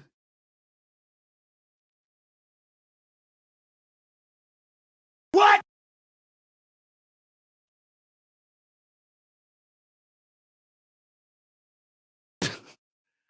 What's he going to do? I was this close. We're this close. Shout out to Tattoo Baker with the Mickey Mouse Lincoln shit. Love that stuff. That is some of the funniest shit I've ever seen. Oh, son of a bitch. Oh.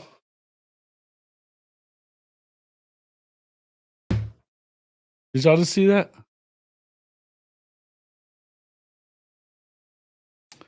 Listen, I think it's going to be fine no matter what. And guess what? And again, I want to say this one more time, just so we understand things. Yes, I'm a fan of Michael Hawkins. I think he is the future of the position at Oklahoma for sure.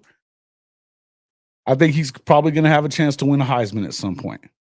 If you don't screw it up and he does it somewhere else. Now, and make no mistake, do something stupid, like don't let him compete for the job that he knows he might be good enough to win. And let him go elsewhere and kick your ass. Because make no mistake, he'll go to the SEC too. Unlike Jackson Arnold, he's going to hurt you probably. Jackson's on the menu, as old Big Trap says. Shout out to Big Trap. Damn it.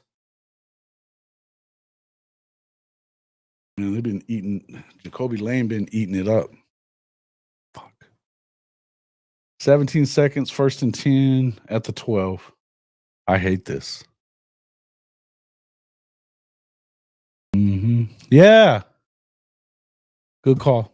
I don't know. And that's what I'm saying. What they were announcing that earlier in the week. Jay had that. He had the starting lineups and he called out Sawchuk and he goes, "Yep, that's right. I'm Sawchuk." I'm going, why are we doing this? Why are we doing this? It's the dumbest shit ever. And they just got another 1st down. Now they're on the 2. Jacoby Lane is eating them alive. Jay ain't going to do shit at Auburn.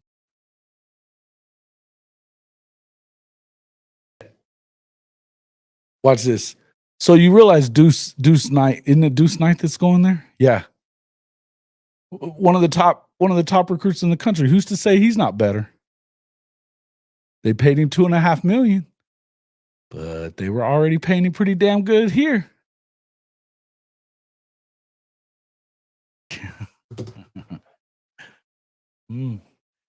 It's true. You mean to tell me Latrell didn't know what he was doing or getting coaches and players on the same page? Saying it ain't so. It'd be so. Yeah, USC's about to win. Good old Aggie. Yeah, I agree, Jimmy. Yeah, that's what we've been saying. Kip or Kobe, leader of the D. Kip is the guy right now to me. I mean, I like Kobe McKenzie too, but you got to do it.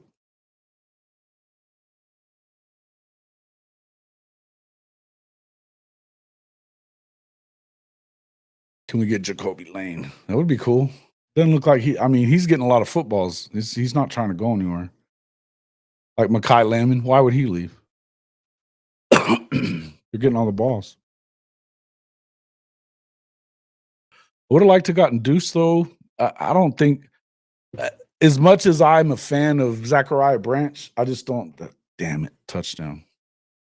Ugh.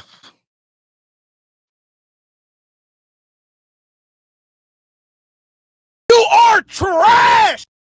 Trash. Mm-hmm. A damn field goal, a field general leading the offense down the field the last TD.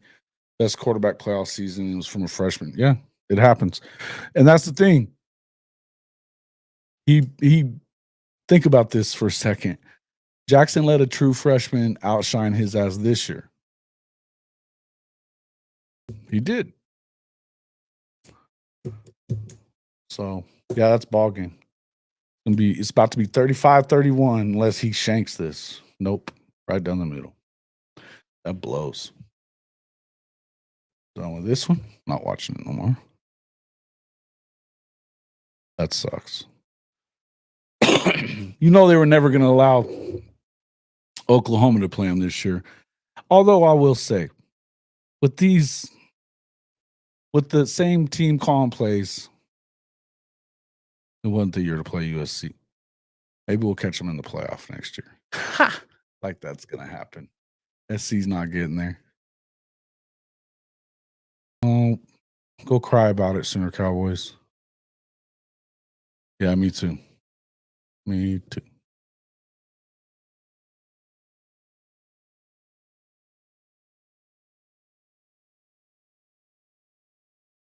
What else we got?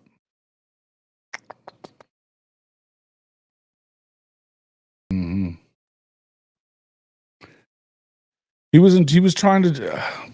I heard some wild shit, man. Wild shit. You know, there was things that were going around about. I think it was even said on the show. I don't know, but if he said it or not. But so, like when Jackson came in and he threw the ball to BT to Brennan Thompson, and they had actually the play that was being called. And this is the funny shit that I heard about this. The play that was being called, BT said that, noticing it on tape, which this is something you should want if you're a coordinator, that these guys pick up shit on film, right? Film study's a good thing. BT picks up, he goes, they don't even pay attention to me on that play. When they're in this, when we get into this, if they're in this set, they're not going to even pay attention to me. I'm just going to run down the field, throw that fucker. The first time they ran the play, Arnold got his ass handed to him. The next time he checks out of it, sees it, and throws the touchdown. This is right before the half, mind you. And Latrell loses his shit on EJ in the locker room about it. Tell your fucking receiver to run what I tell him to run. We're trying to set things up. Why did y'all change that play? He was bitching at Jackson about it. Jackson hadn't done shit all season, and you're getting pissed at him for throwing a damn touchdown? Are you shitting me? Touchdowns were hard to come by in Sooner Land this year. This is when you know the dude's got to go. This is when you know.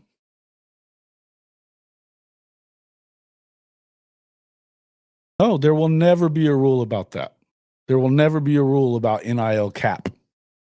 There is the salary cap for revenue share, which revenue share is the money that you get from from the TV companies as part of your contract. Oklahoma and the SEC, they have a contract with ESPN. They're getting $75 million a year.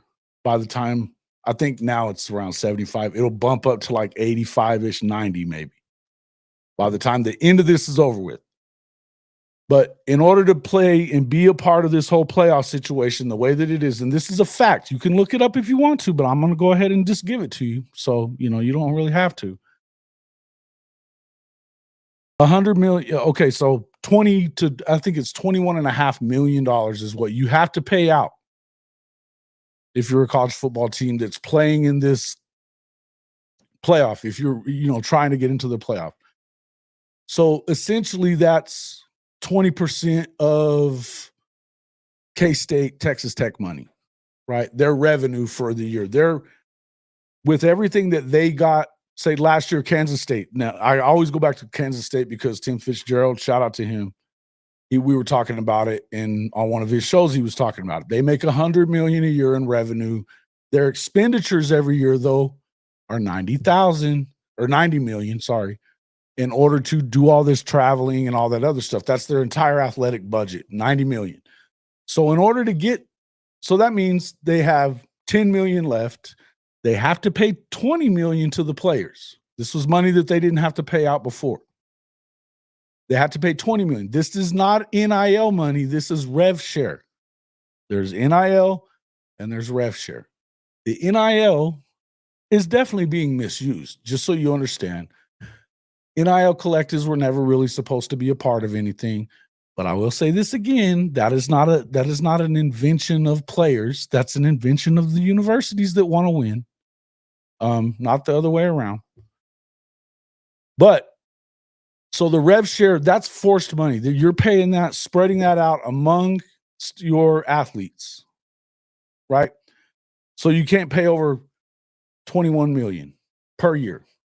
Well, but see, Oklahoma this year's probably has somewhere in the neighborhood of 20 to 30 million in NIL dollars that they're putting out to try to get more players. They had to spend a bag on John Mateer, guaranteed. Because he was the number one quarterback in the portal, the number one player in the portal at the time. Now that doesn't necessarily remain that way for the rest of the way, but at the time he was for sure. And he's good. He led the country in touchdowns. But I would just tell you that when you get into now this idea that I love all the talk that we're having about parity in the sport because of NIL. And God, I love, and look, I got all kinds of love for the Big 12 Mafia guys, all those Big 12 creators, they're all my buddies. And I'm a fan of the Big 12 and college football in general. I bash on the Big 10. And I always bashed on the Pac-2, Pac-12, whatever. They were clowns. But overall, I'm not huge on what's going on with college football because, yeah, it's changing. And the part that I hate about it, it's not getting paid. It's not players being able to move around like coaches can. It's none of that shit. It's that I don't like losing rivalry games because I think that's the lifeblood of college football. I don't like it that you're not playing Okie Light anymore. I don't, especially when they won the last one. I don't like it. I don't like it that for 12 years, A&M and Texas weren't playing. I think that's stupid. I don't like it that Nebraska and Oklahoma don't play every year. I don't. Even every other year would be cool. These games should happen. They're not happening. And with everything the way it is, if you're actually believing that the SEC still isn't the top conference, and the chances are that, I mean, are you really going to hang your hat on Texas to win the national championship? Because I'm not. And you're not either. You know they're not going to win the shit. Rev share is for, well, yeah. Rev share is for it's for the whole school. But the football team is going to get the lion's share of that. They're ones that make the lion's share of that, right? Particularly at a place, we're talking about K-State. And the point I was making is with K-State. Now they have to come up with another 10 million just to meet rev share. And then in order to get like the best players, you're going to have to get donors to kick up that NIL money. Because if you that's where the separation will come in. To an SEC or a Big Ten school, 20 million is nothing. That's nothing. They were already making the most money. Now they're making even more. Texas A&M, you think they give a shit? Hell no. Oh, bullshit. Sooner Cowboys, run along. Quit whining about that shit. Nobody cares about SC. It doesn't have nothing to do with Oklahoma. Yeah, I know that. Texas could win for sure. They're not winning. They're not winning. You know better than that. You don't believe that they're going to win either. Get out of here with that shit. Georgia may not win it either, by the way. But that doesn't mean that the SEC isn't still the best conference. The problem that I was saying with the way that they've set up this playoff, and I get it that a lot of people are hating on the SEC or they're hating on, like, that's been a pastime this week. Even me and JJ are on opposite sides of this right now. He's taking up for the ACC. I get it. I understand it. Same with the Big 12 guys, Big 12 Mafia. Yeah, I get it. I understand. And I can look at it from their angle as well and get what they're talking about. But the truth is, if you're going to sit here and tell me that SMU belonged in the fucking playoff instead of Alabama or Ole Miss or anybody in the, SEC with team with 3 losses, don't give me that shit because we know better.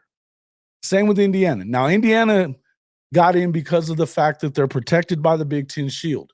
You know they are. They were 11-1. The Big Ten wants them in. Doesn't matter that they got boat raced. They'll always get in. Notre Dame, whether you guys think Notre Dame is good or not, if they have a 10-2, 11-1 record, you might as well pencil them into every playoff from here on out if they win 10 games. You know why? Because ratings say you should do so. And that's what this thing is really about. Now, if you continue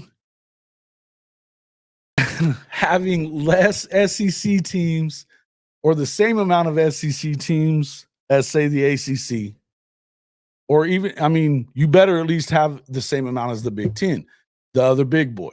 Because if you don't, what do you think is going to happen? I'm telling you, I think that this 6-game conference schedule is coming. I think it's coming. Screw the SEC out of one of those spots one more time. See how that goes. Because they're not going to have it. Especially if they don't win the Natty this year. Ooh, Lord. And it looks bad. Yeah, I see on the NIL stuff. See? Here to help. So the point is if you have that extra NIL money, that just to finish that off, yes, you've got the rev share, then you got NIL cash that doesn't have anything to do with it. And basically the government's already said you can't touch that shit. Cannot touch it. You can't keep them from going anywhere to make NIL money. You can't restrict their movement. The portal is never going to change. None of that's going to change. Now, they could change when the portal opens and closes, but that doesn't mean that they don't just come up with another lawsuit somewhere and say, hey, screw that, because you're screwing with our ability to move. Now, what you want is actual collective bargaining. When you get there is when you can implement protections for both sides. Until you do that and actually admit that these players are your employees, that's not going to happen. And make no mistake, the NCAA does not want that to happen. They bitch about all this stuff like it's the players' fault, but it's really all theirs. They know what was coming. I thought it was funny that me and Chris Mason were having that argument the other night about the JUCO shit. The NCAA was only in court ceremoniously. They did not want that. They wanted that injunction to happen. They did. Because they know that it doesn't hurt them. It doesn't hurt them.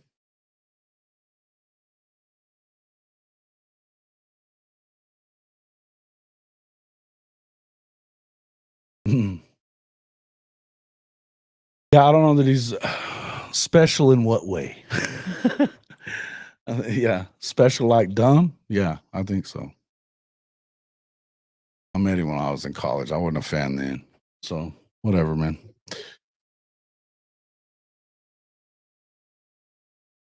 The playoff is setting up Georgia, Texas, Oregon. No, it isn't.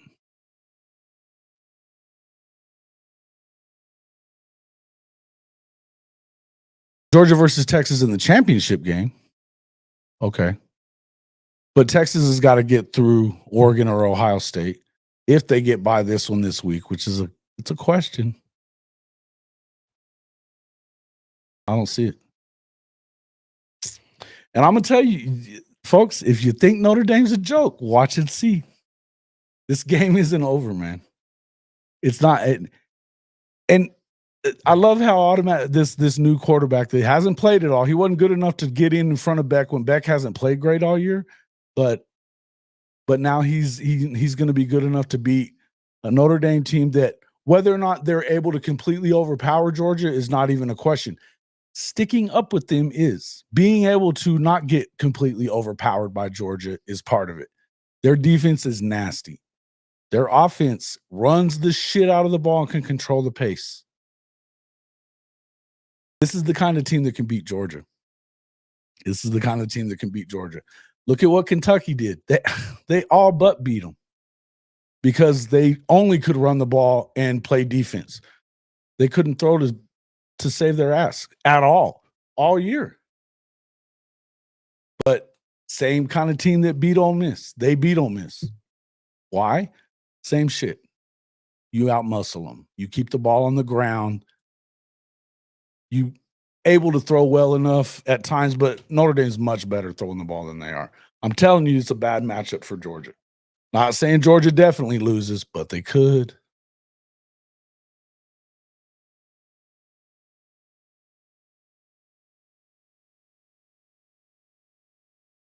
Who was that saying, if you're going to be stupid, you better be strong? There you go. He is strong too. Are we still talking about Seth? Oh shit. Fucking hayseed. Assuming Georgia is going to roll Notre Dame and Penn State is wild. Penn State is less of a threat in my opinion, but that's just because I don't believe in Franklin whatsoever. And they still look. They hung with Oregon because Oregon is not stopping the run very well. They're pretty good against the pass. They're not very good against the run. They give up 300 yards to Penn State. Penn State doesn't really throw it that well. And Drew Aller's not bad, but I think they just don't have receivers that can separate either. They don't. Yeah. You know, you should go. And Jimmy, if you're still in here, help me with this. What is it that D-Mac's always saying about when he was busting chops on Seth at one of the games, talking about what the fuck's wrong with you in this offense and you need to do this or whatever. And he's trying to explain to him why they're doing things the way they are. And all he was basically saying was, what was it that he told him back was like, you still suck. Which, shout out to D-Mac. I love that shit. That was some fucking funny stuff. I think rolling to the national championship is funny because no way. That's not a fact. No way. Dude, what has Texas done that makes you think they're so good? Are you a Texas fan, Drew? Who are you? Yeah, you got to be a Texas. You're full of shit. Yeah, because you're in your.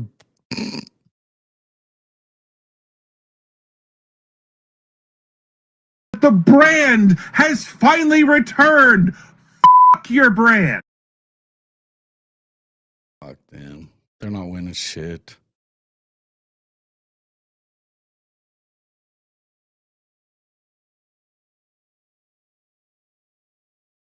No, of course not.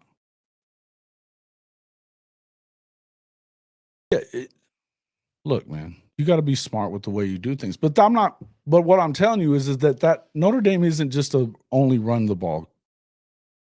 That's not all they do. People are saying that Riley Leonard can't throw. He can. He can.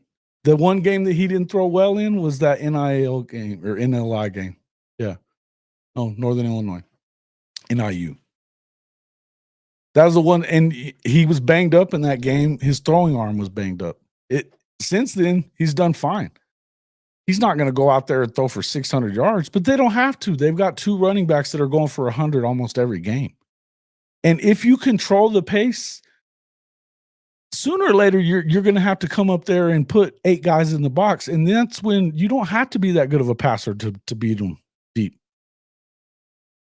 Oh, Dustin West, that's funny shit.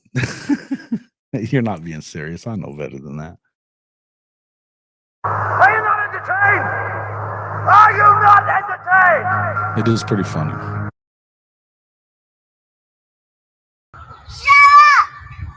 Little dumbass. Oregon will win the Natty. This is possible, Charles. I could see it. I could also see them losing to Ohio State, though. Ohio State, they only lost by 1 in Oregon. It's a tough game. And that's what's messed up about the damn thing to me. You guys heard this from me already. The top end of that bracket is bullshit. These games should be going on. These games this week coming up, the quarterfinals should be happening in the semis on the top side. The Oregon, Ohio State, they shouldn't be playing this early. If anybody's going to be playing Oregon this early out of the Big Ten teams, it should have been Penn State again, really. But it really shouldn't be. It ought to be damn Boise State instead of Penn State getting to play them. Penn State and Ohio State should be playing because they have the same record. They didn't win the Big Ten. They're not undefeated in number 1. Wild shit to me. Stupidest damn seeding process I've ever seen in my life. Ever.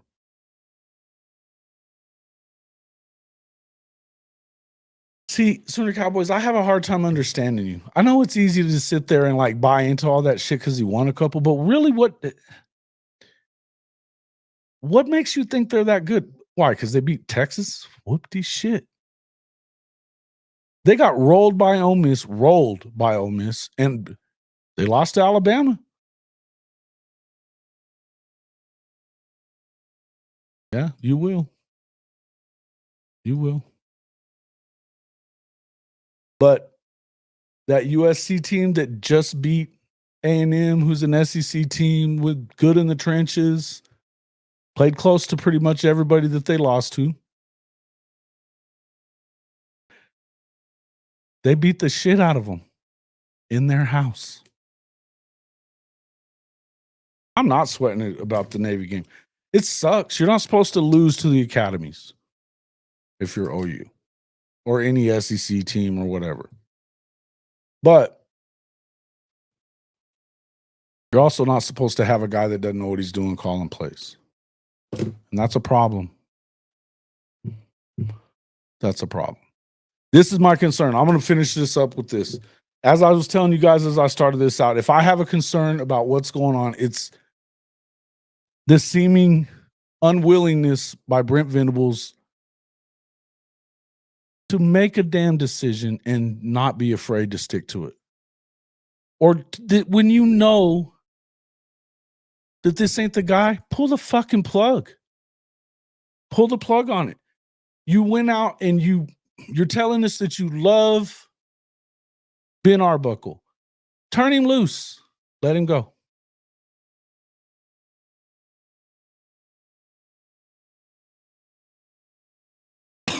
They won a bowl game. Whoop the shit. Okay. You guys, the people that want to say stupid stuff, Notre Dame beat the hell out of them.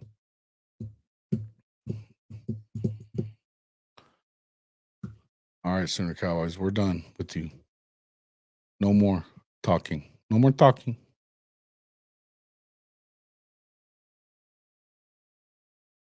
By the time you get back, I'll be gone.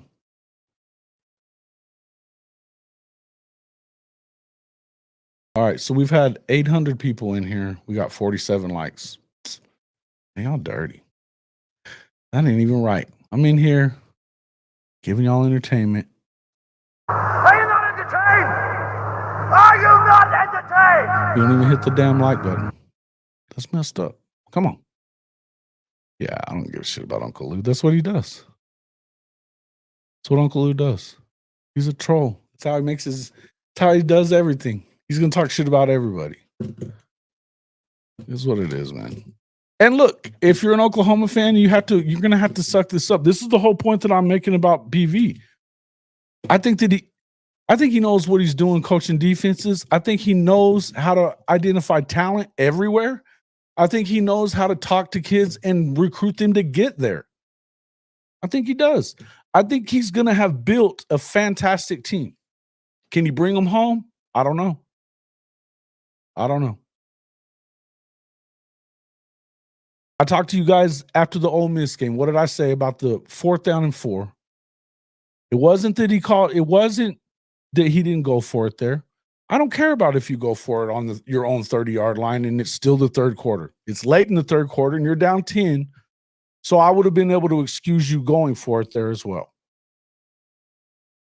Right? I could have excused it. What I couldn't excuse is you calling a timeout and sending the fucking punt team out. I can't excuse that one. You could have taken the penalty and still punted, but don't take a timeout and send your fucking punter out after that. Don't do it. At some point, you have to be willing to go for it and take a chance. And it seems like, listen, I will say this. The way that he handled the clock at the end of the game today, I liked it.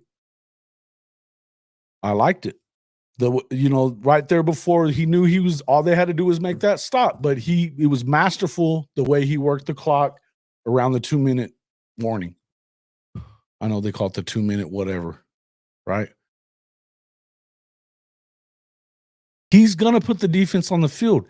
He's got to do better with putting your foot down with the offense and being a true CEO and not being so hesitant about everything.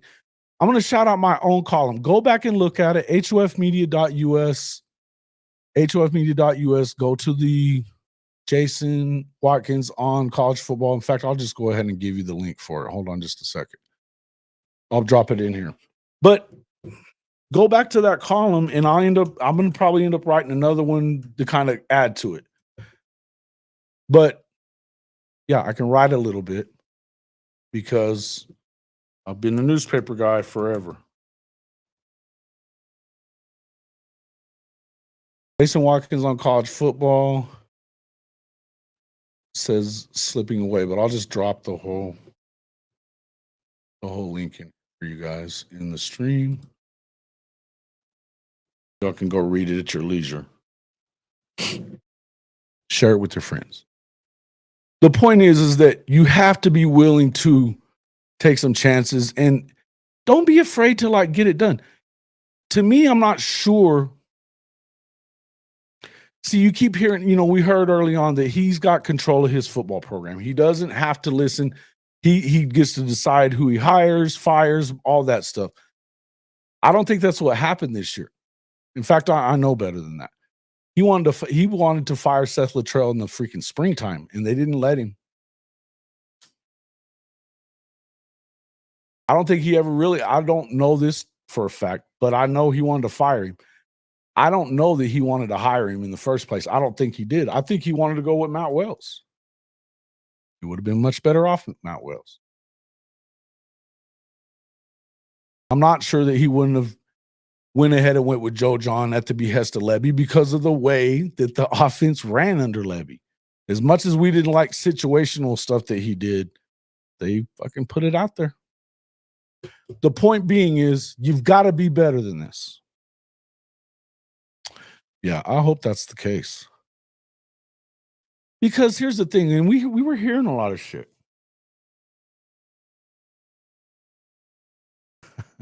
I've been a sports writer for the better part of 20 years, yeah. I don't think that's what he does. He surrounds on the defensive side of the ball, he surrounds himself with unbelievable coaches. That's not a problem. I know you got dumbasses talking about Jay Valai and this and that. Dude, they're recruiting their asses off. They're recruiting their asses off. In the end, I think what you have to do is you got to be willing, and you got to know what you're doing in every situation like that. I like the way, see, remember though, that he handled that time situation as a defensive coach well. Anytime that he's been faced with a tough decision that has to do with the offense, yeah, it's questionable.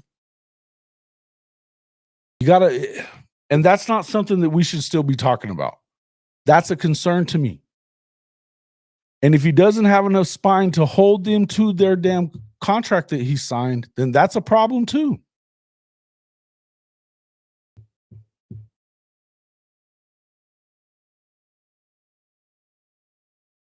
Yeah, as far as the 2-point conversion is concerned, I don't care about that. I think you have to try to win it at some point. If they do it there, if they get in, nobody's bitching.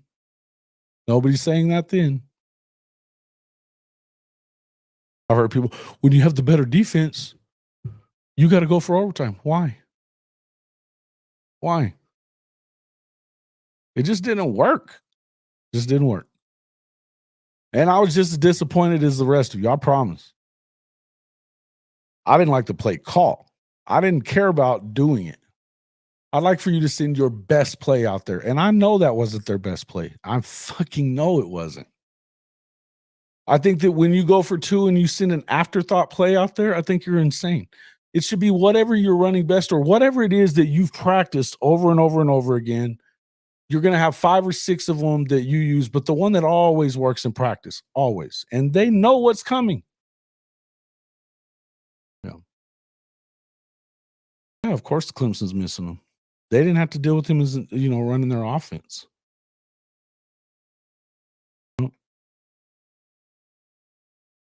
And listen, I'm a fan of Brent Venables just like you are, Sooner in Texas. I am. At some point, they're not going to continue putting up with this shit. Another 6-win season, he won't make it. He won't.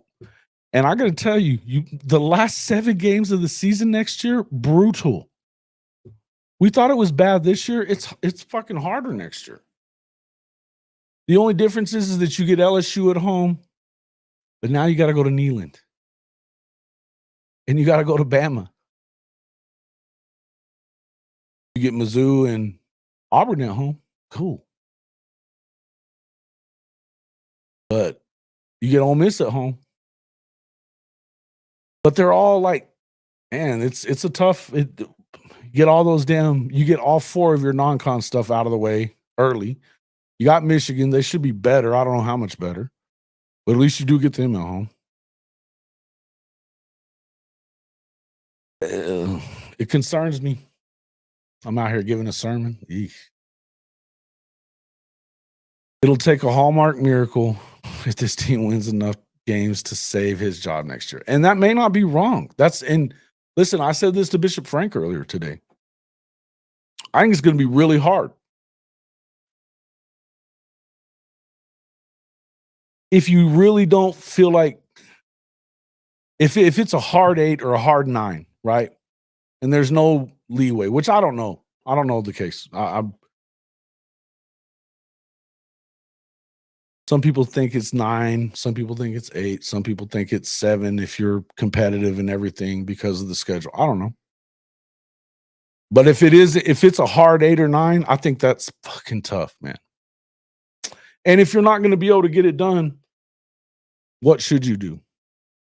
Not saying that I'm not leading one way or the other. I'm asking the question to you guys. What should they do?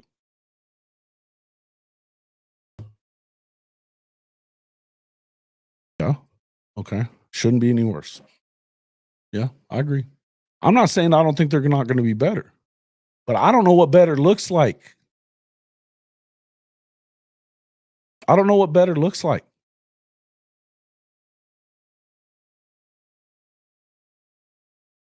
Hey, man, I'm with you there.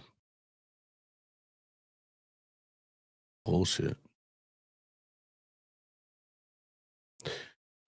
Pisses me off though, thinking about that shit. Fuck Texas.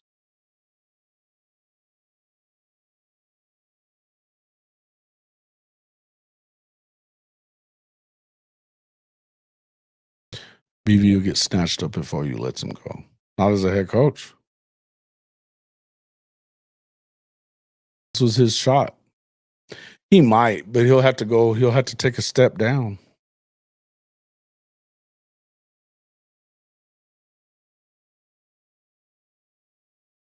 Yeah. If our OC situation wasn't a rolling dumpster all season, we probably just kick the field goal, go to overtime. The wide receiver injuries didn't help anything at all either. It's just frustrating the luck we had. I agree with that.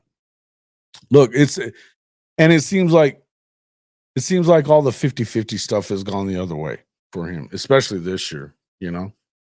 But really, if you think about a lot of the games in that first year too, we talk about that 6 and 7 first season. Nobody's still remembering that 4 or 5 out of the 6 losses, or 5 out of the 7 losses were by 1 possession. 4 of them were by 3 points. 4. Look, a lot of close games. And this was with an empty cupboard, man. Yeah, you had Danny and Billy and these guys that are, you know, that are finally graduating or whatever. But they weren't what they are now. They'd never been in the system. The defense was trash. We had a top 15 offense and it wasn't enough. But that was the only thing that kept them going. If you go 8 and 5 next year, is Venables gone? I don't think so. I don't think so. But it depends on who you talk to, Richard.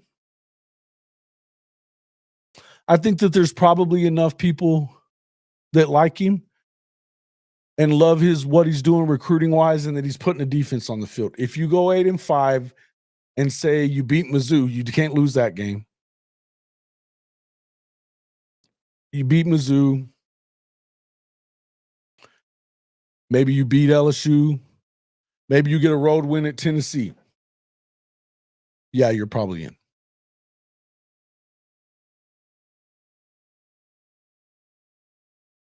Be competitive on the road at Alabama. Don't get blown out. They're going to be waiting on your ass, though. Could be waiting on your ass. Believe that. You will play for the SEC title next year. Now, Charles, why? Why will they play for the SEC title next year? Why do you believe that? I'm not saying it can't happen. I have a hard time believing it, but I'm not saying it can't happen. Well, he was out of 2 games, but yeah, he wasn't himself for a while. He was out of 2 games, though. Hey, man, I'll tell you what, Dylan Gabriel is forever in my good graces.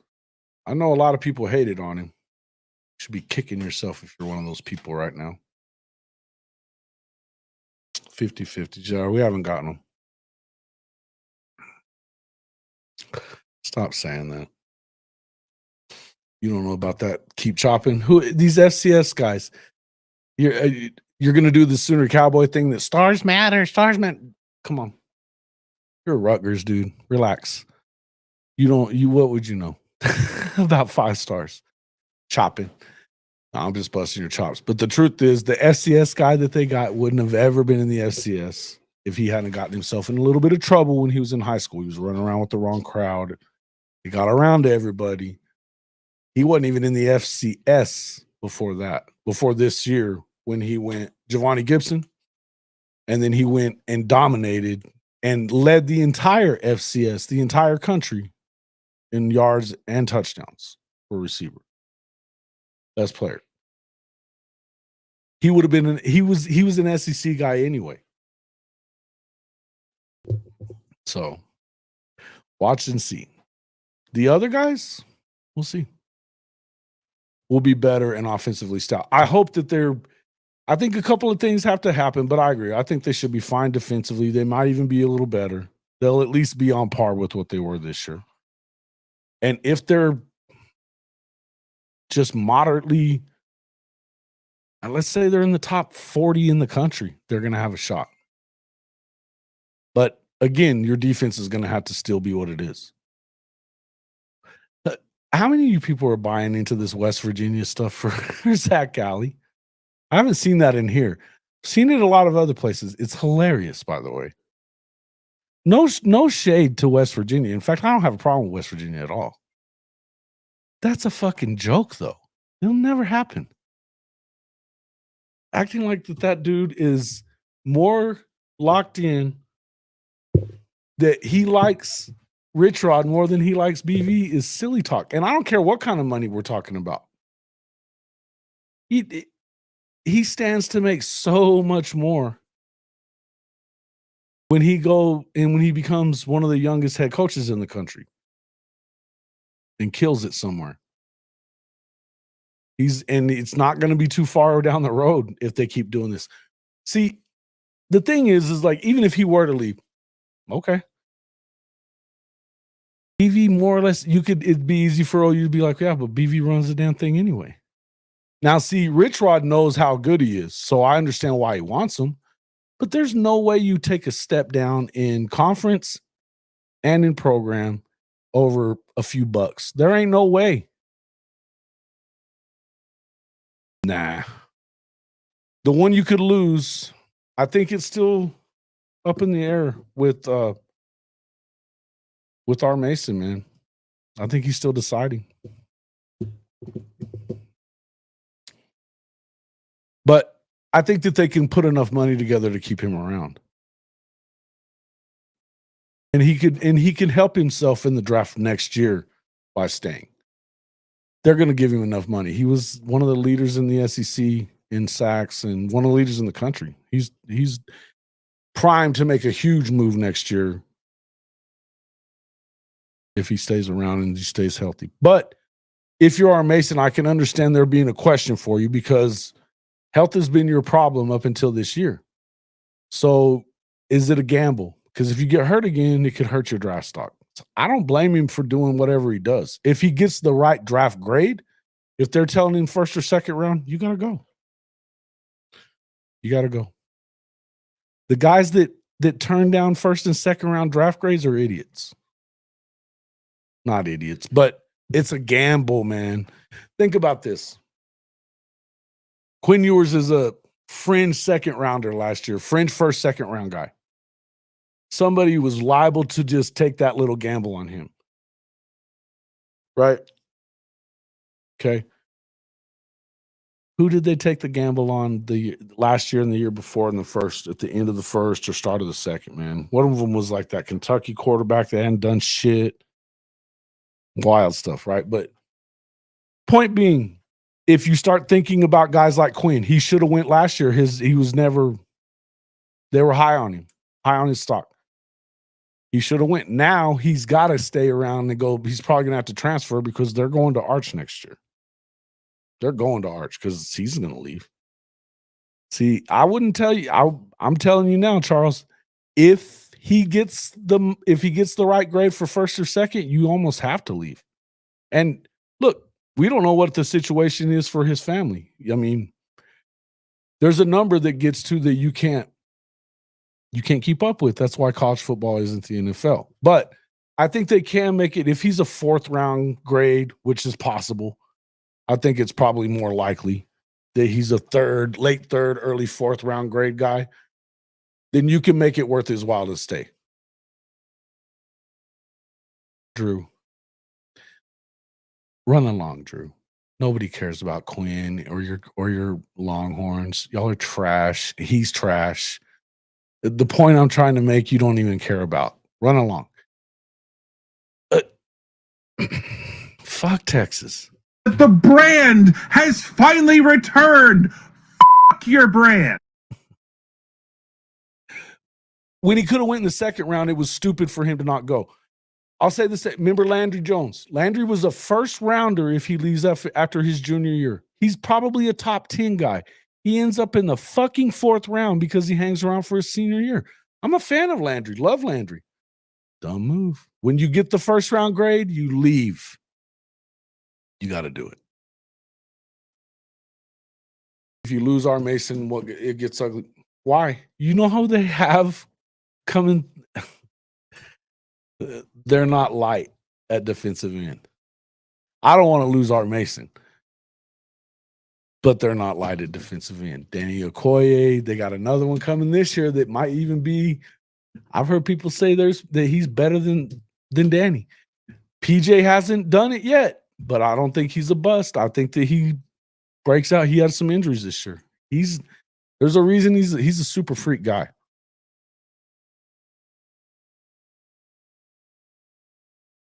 When you get the grade, you got to go. That's all I'm getting at. Landry should have went. He should have went. And those are the guys I think about. And who is it that right now they're talking about and he's saying he wants to stay? Oh. So LSU, they may be catching a break here because somehow, see, Coach Kelly is the only asshole coach that would even tell one of his players,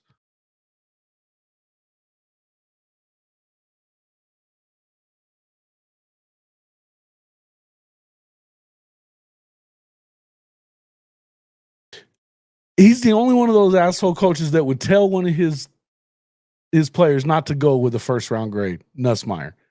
He's a first rounder guaranteed. Better than Danny Okoye. CJ Nixon, have you heard? Drew? Might be. That dude's a stud athlete, man. CJ Nixon, a bad dude. I'm not saying he's better than Danny. I'm saying if they're talking about there's a possibility, that means you got two nasty motherfuckers that are ready. Plus you got PJ. Plus you've got oh shit. What's that other kid's name? Nigel. Nigel's probably going to end up being more of an edge guy than he is going to be an interior dude. And dude, make no mistake, he's my favorite guy from that class. My favorite guy from that class. Nigel's going to be that dude. So, yeah, they're going to be fine. They're going to be fine in that area. Now, don't get me wrong. I want to see R. Mason come back too, but only if it's best for R. Mason. Only if it's best for R. Mason.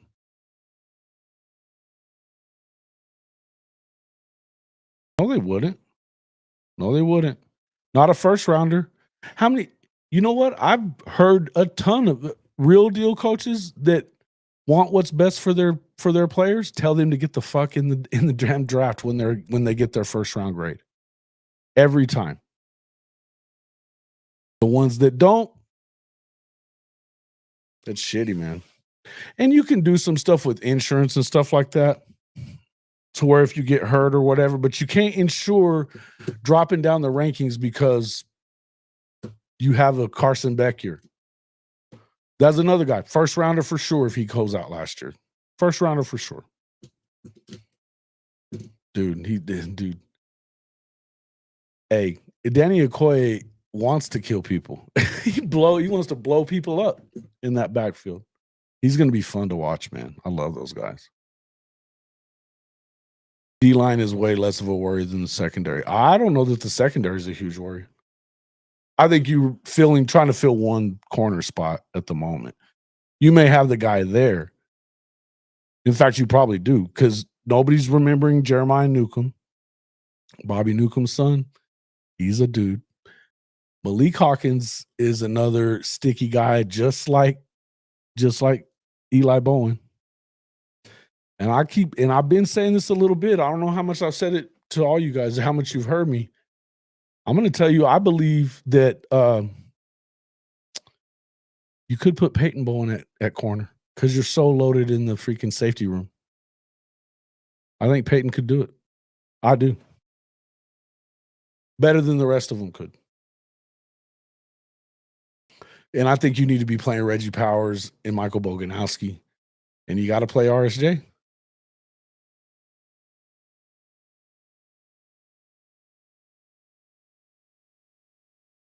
Yeah, I don't agree.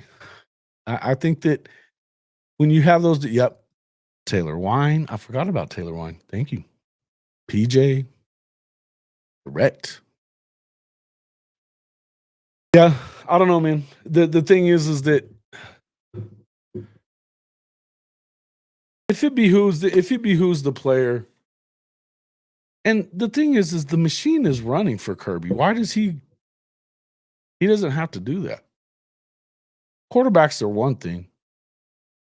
But even there, they haven't done great with quarterbacks they haven't done great with quarterbacks. Their best quarterback was a freaking walk-on that just refused to go away. The rest of them hadn't done it. 6-1 lockdown corner, yeah. I hated that they lost Makari Vickers, man. That one sucks. He went to CU also. But they're going to play him at safety.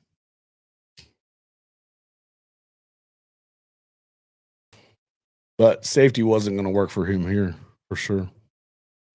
Shout out to Makari, though. Good for him, man. Depends on which ones we're talking about, dude. Depends on which ones we're talking about. When the machine's running and you know you got badasses coming up behind them, you think Kirby cares about dudes going to the draft? I don't.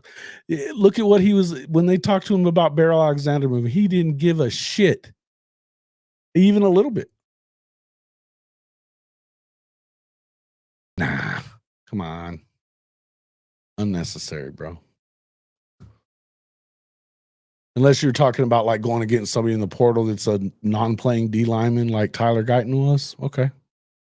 It could work. It depends on what you're doing. They've got what they need. The O-line is going to be fine. That's one place that, man, they had a little bit of a gap. They had a gap with their recruiting from 2021. For 20 and 2021, Lincoln and BB only got 5 total offensive linemen in those 2 years. And you have to know that part of that had to do with the fact that they had Benny Wiley running that bullshit strength and conditioning deal. That had a lot to do with it. I'm not going to get into all that. I'm just going to say that what they have in the 24 class, dogs. The loss that they had with I'm not going to say anything bad about the kid. It was addition by subtraction. The kid that left in the portal from the line. Addition by subtraction. Because they got dudes. That 22 class is starting to roll up and starting to do really good. Akinkumi, you know what? Talk about him. He looks like he's going to be that guy. EPL looks like he's going to be that guy. Autry Dent is going to be that guy. Then you got these Afalava and them that are coming in now. Obviously, Fasusi and Foje. But think about Darius Afalava. That dude's a stud. Straight up.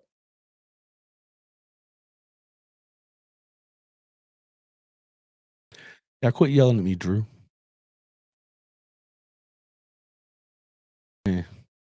I don't care if you disagree wholeheartedly. I'm telling you, I've plenty of times that I've seen coaches say the right thing, and it's you got to go when it's time to go. When you're a first round pick, there's no two ways around it. If you do that and you can sleep at night, then fine.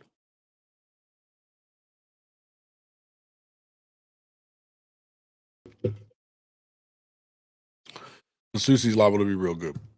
Foje too. Foje's another one of those guys that shot up the rankings once he got recruited. Need to work catching the ball. Yes, they did today. I don't know. No, come on. Don't start with that.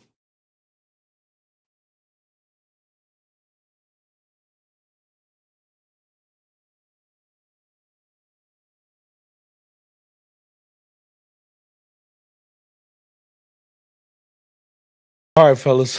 I've been going for a while now. I'm going to call it here. 2.5 hours. Appreciate everybody coming in. Drop the like button. Please hit the like button. We appreciate it. It's my birthday, or it's not my birthday now, but it was when I started. So drop a little love. Make sure you hit that like button. That would be great.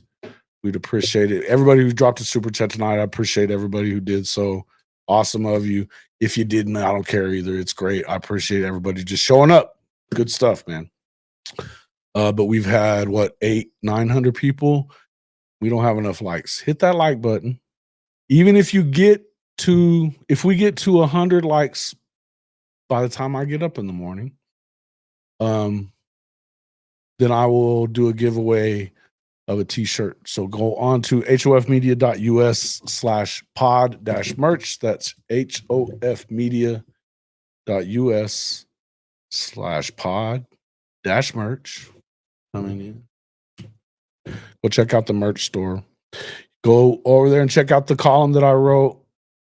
Another one will be coming. I also wrote one about Gundy and Lincoln for all you Oklahoma fans. You'll probably like that one too. Got more coming.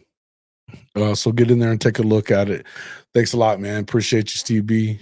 Appreciate it, everybody. Thank you for the birthday wishes. I appreciate that very much. And good night, everybody. I appreciate it for coming in. Everybody remember, the sky's not falling. It'll always get better, man. It's got to get better. Can't get a whole lot worse. Thank you, Echo Jar. You're the man. Charles, appreciate you coming in, busting my chops tonight, my man.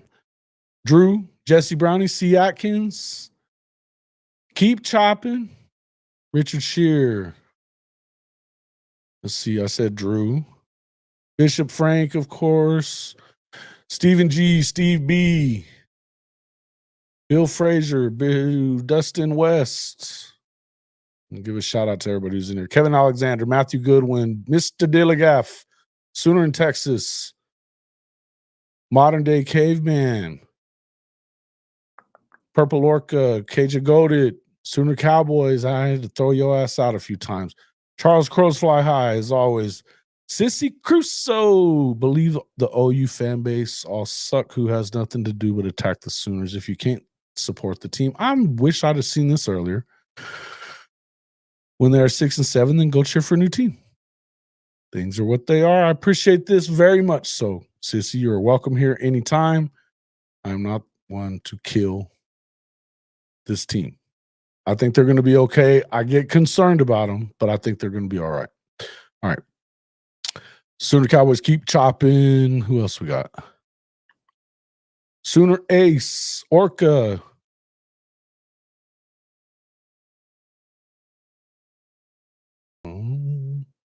Eric Reherd, Brandon Snake, Jesse Browning.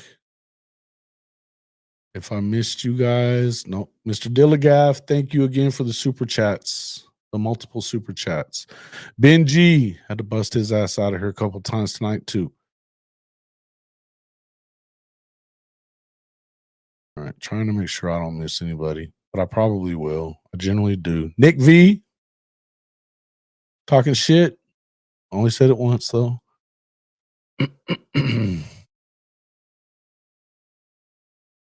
I never just see Neilio in here tonight. Usually would. Oh yeah, Sooner Cowboys Boom, Sooner Legend, Stephen G, Steve B, Claymore. All right. Appreciate everybody coming in. If I missed you, sorry. Oh, Sheila. Thank you, Sheila Smith, for coming in as well. We had, I want to make sure I get through everybody here. I'm trying. There's a shit ton of people talking. Shonsky, thanks for coming in.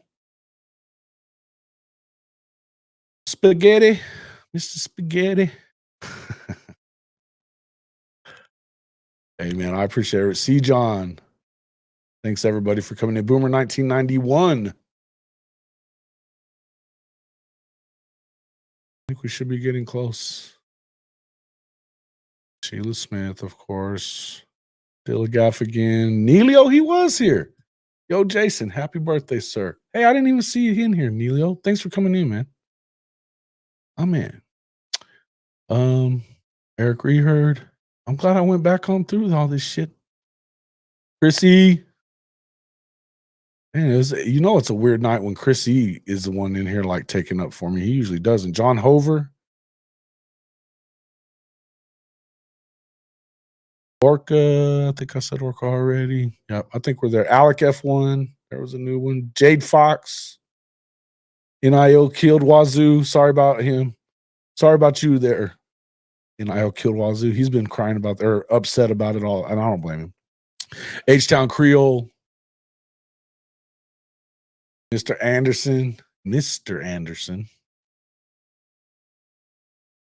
Harry Leg.